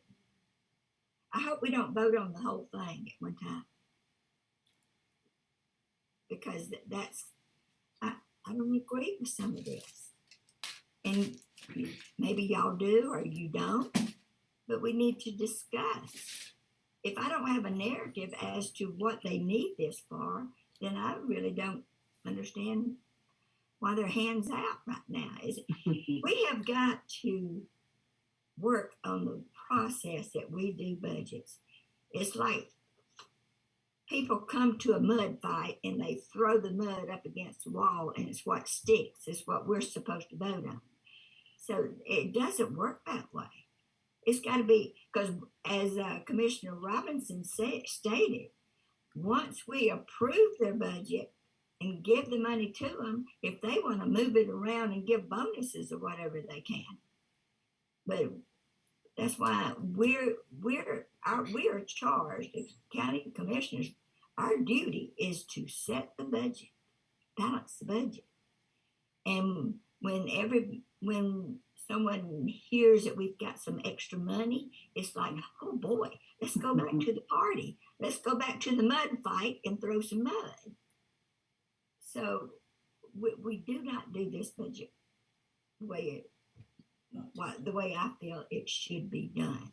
I'd love to see us do away with revisit. Once we set the budget, that should be the budget, except for unexpected something that came up. But that's why we have contingency funds. But all of it that's left over at the end of the year that wasn't in the budget needs to go in the fund balance. But anyway, that's my concept on it. But I really thought we were going to go line item by line item. Certainly, I'm disappointed that we're not. Certainly, at the will of the board, we could do that, Commissioner. Could not agree with you more, certainly about the revisits in March. That was when times were harder than 1929, and we're in a good position. And my intent really was not to revisit anything this year, but of course, again, there was some camaraderie around revisiting. So we said, okay, let's see what we have. And we did better than expected in terms of what we had left or remaining. And I believe they were really conservative. And when I say they, the cabinet was very conservative with their submission. Initially, it was a lot higher. Went back and chopped everything down, but most of the requests are related to our elected officials that initially had this request in January and said if we had something left, we could come back with some consideration. And I do commend. We had about 700,000, and I don't want to certainly dismiss our two, particularly our county attorney and then also our DA, who really together yielded back almost $700,000. That took a lot of pressure off all of the ideas and thoughts. But as far as our department heads, the thought process under my leadership has been, please manage your budget. Don't allow that budget to manage you. When I first came on board, everybody kept saying we need more money. I said, you have the money there. Just looking within that budget, as you just mentioned, move some things around and you can do that. Mm-hmm. That's what leadership is about, not running back every time you run out of money. So I believe they've gotten the memo and the message, and they understand how to manage budgets. And still, we may have opportunity and room for growth, but I believe they hear the message loud and clear. Our directors and department heads really understand that we need to manage that budget. I can say some of you, if you see a department head with any request in here, it's because initially their budgets didn't have enough money in it to even pay appropriate salaries or things of that sort. They just didn't have enough. So we in the year of the great resignation, and we must compete. we just can't give those who come on just scraps just to get them in here, because believe me, companies are snatching these employees quicker than me, and you could blink our eyes. My sister was unemployed about a week ago, and now she has 10 jobs thrown at her. So it's just, they're fighting over these employees. And to be honest with you, our employees are critical to me right now. We need everybody, all hands on deck, and we want the best and brightest, and we have to pay for them. So that's what you see in those salaries. If you see some, but other than that, in our attorneys, I believe Monica Miles has just been talking about her attorneys being underpaid for so long. I think that was something that was overlooked, but she sent proof of Fulton County. Of course, we can't keep up with Fulton County or Clayton County. Right. We don't have the population that they have either. Yes. So if they want to drive downtown and have to pay parking and all that, have at it, I don't want them to drive right now because we need all hands on deck. So we want to try to keep a little, we got to do something to. You need to treasure good employees. I'm not saying you don't, but I'm just saying some of this is new stuff too. Yeah. And I don't even know why, there's new positions that, did they get cut or what? I don't know the narrative. I had asked for the narrative on some things and for anything. And I think you had 6 new positions that were coming before you, but those 6 new positions are gone. They're thanks to our DA, she said she have no need for those 6 positions. So that's going to take pressure off. Not on my list. 10,000 is on my list. Yeah, that's what I'm saying. But initially, she had those. That's what I'm saying. That it's on my list. I'm looking at them. She needed 3. She needed 3 full-time paralegals, and she needed 3 full-time investigators. That's 6 FTEs. They're no longer in this proposal because of that $1 million grant she has, and she hired 3 ADAs. So, and that was just by me merely picking the phone up and just kind of going back and forth and just polling all our elected officials, just making sure nothing had changed from January to now. And that was just good music to my ears. 6 FTEs, which means no benefits, no pension, all those things that we don't have to worry about going forward at this time. So we can certainly. You and I would like to talk with you offline between now and the, we don't have much time. Okay. The finance. Okay, we could do that. I'll be in your finance meeting, but if you, because it's 1:33 and I know your meeting starts at 2. Certainly that'll be an opportunity to look at them and talk at that point, unless the entire board wants us to engage, and just Rosalind can go line by line if you would like her to do that. Whatever this board decides. See, I didn't get this list till last Thursday. I had company coming in Good Friday. Okay, had company all weekend, and so I was at midnight looking at this list, and then came to this meeting to find out that I had a different list than you have. Right, I'm looking at my list, and I certainly was generated by the team again, but mine is still not exact. It's off too, but I just made some adjustments by listening, because mine still have those 6 FTEs on it, which my list is worse than yours. Your numbers are better than mine. I just, like I said. I didn't come up with 1.1 million, but we're doing exactly what your memo and Corbin said this morning. Don't spend it all. Right. Well, let me tell you the list that I initially had. My list said we only had $41,983 remaining, but your list is saying you have $1.3 million remaining. So there's some work done. But the list I had was certainly, I knew it needed some work. That's why I started making phone calls and asking questions, and so we can get this list. So my list said we had 41,983 remaining to add to the fund balance or general fund. And I didn't, of course, it didn't sit well. So now we have, Rosalind, what is it, 1.3 million going back into the fund balance? That's correct. Yeah, so it went from my list was not good. I was trying to work. That's probably why I said, well, my list didn't look like this, but I did work to see what we could do to get it down, or work with our executive cabinet, and they continue to crunch numbers and move the numbers down, because it said the one I received was $41,983 remaining, and now we have 1.3 million that's going into the fund balance, Commissioner. And I can talk to you offline. Yeah. So, and certainly chime in and tap our county attorney to see if there's a need to go into executive session. A county attorney, do we need to go into executive session? Madam Chair, the only reason to go into executive session is one litigation matter that was raised earlier in the meeting here regarding the opioids. Just to briefly discuss that as requested. And other than that, I don't have a need to go into executive session. Okay. Vice Chair, so then that was your request. We can, I see you, you pausing, but we can go in. That's at your pleasure. And respect my peers, and I know I'm about to do. You've got some individual people that are on this list. You go into executive session, you can deal with it. Not, it's a package. Take your pick. Right? You got an individual issue. You need to go into executive session and deal with it then. You're dealing with people. If not, it comes out on the top. All right, so I'm going to yield to that. I'll let y'all make a motion in a second to go into. I'm going to pick up the opiate. We can get that offline. I'm fine. I don't want to belabor this because I really don't. It's not necessary. So I take that off the table. Okay. That's what I need to know. I'll yield that to the board. So I just wanted to make my point. You guys want to have a conversation or just like roll with it? We take it on the floor. That's fine. Do it now. Hold your peace. All right. I yield, Madam Chair. Okay.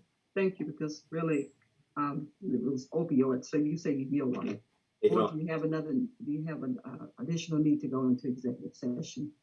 If not, are we going to certainly close out for the Finance Committee meeting? Well, just to reiterate what Commissioner Robinson said, if in the discussion of the adjustments, they're going to involve specific discussions about specific employees, we probably want to do that in executive session under the personnel reasons. But since these discussions are going to occur at the Finance Committee, the executive session could be done there, unless we intend to discuss them now. In which case, if, like I said, if we're talking about the general categories and just the line item, no need for executive session. But if you want to get into a discussion of particular employees, we would need to do that. I didn't suggest that because it was my understanding that the balance of the discussion is going to occur at the Finance Committee. Yes. We're trying to get out of this meeting. Okay. Well, board, certainly it's your pleasure. If we certainly can move on and close out, and certainly if we need to, we can go into executive session in the Finance Committee if there's any further concerns about any particular employees. Okay, well, if there's nothing else, board, certainly this is your opportunity for comments. And if you don't have any, certainly I want to just assure our citizens that we are doing well, better than expected with this COVID-19 situation that we've been in for so long. Certainly the Omicron variant was the last variant that we had to tackle. But it's my understanding that the numbers are beginning to rise again in the United States, and not Georgia particularly yet, but you know what happens is it's like the chicken pox, it spreads. So I just ask you to still be mindful that we do have this virus that's among us, and certainly you know the 3 W's, and I won't go into detail, but just wanted to let you know that I thought that we could celebrate, but we just want to pace ourselves. If there's nothing else to come before this board, Board of Commissioners and the citizens of Douglas County, this meeting is adjourned, and thank you so much.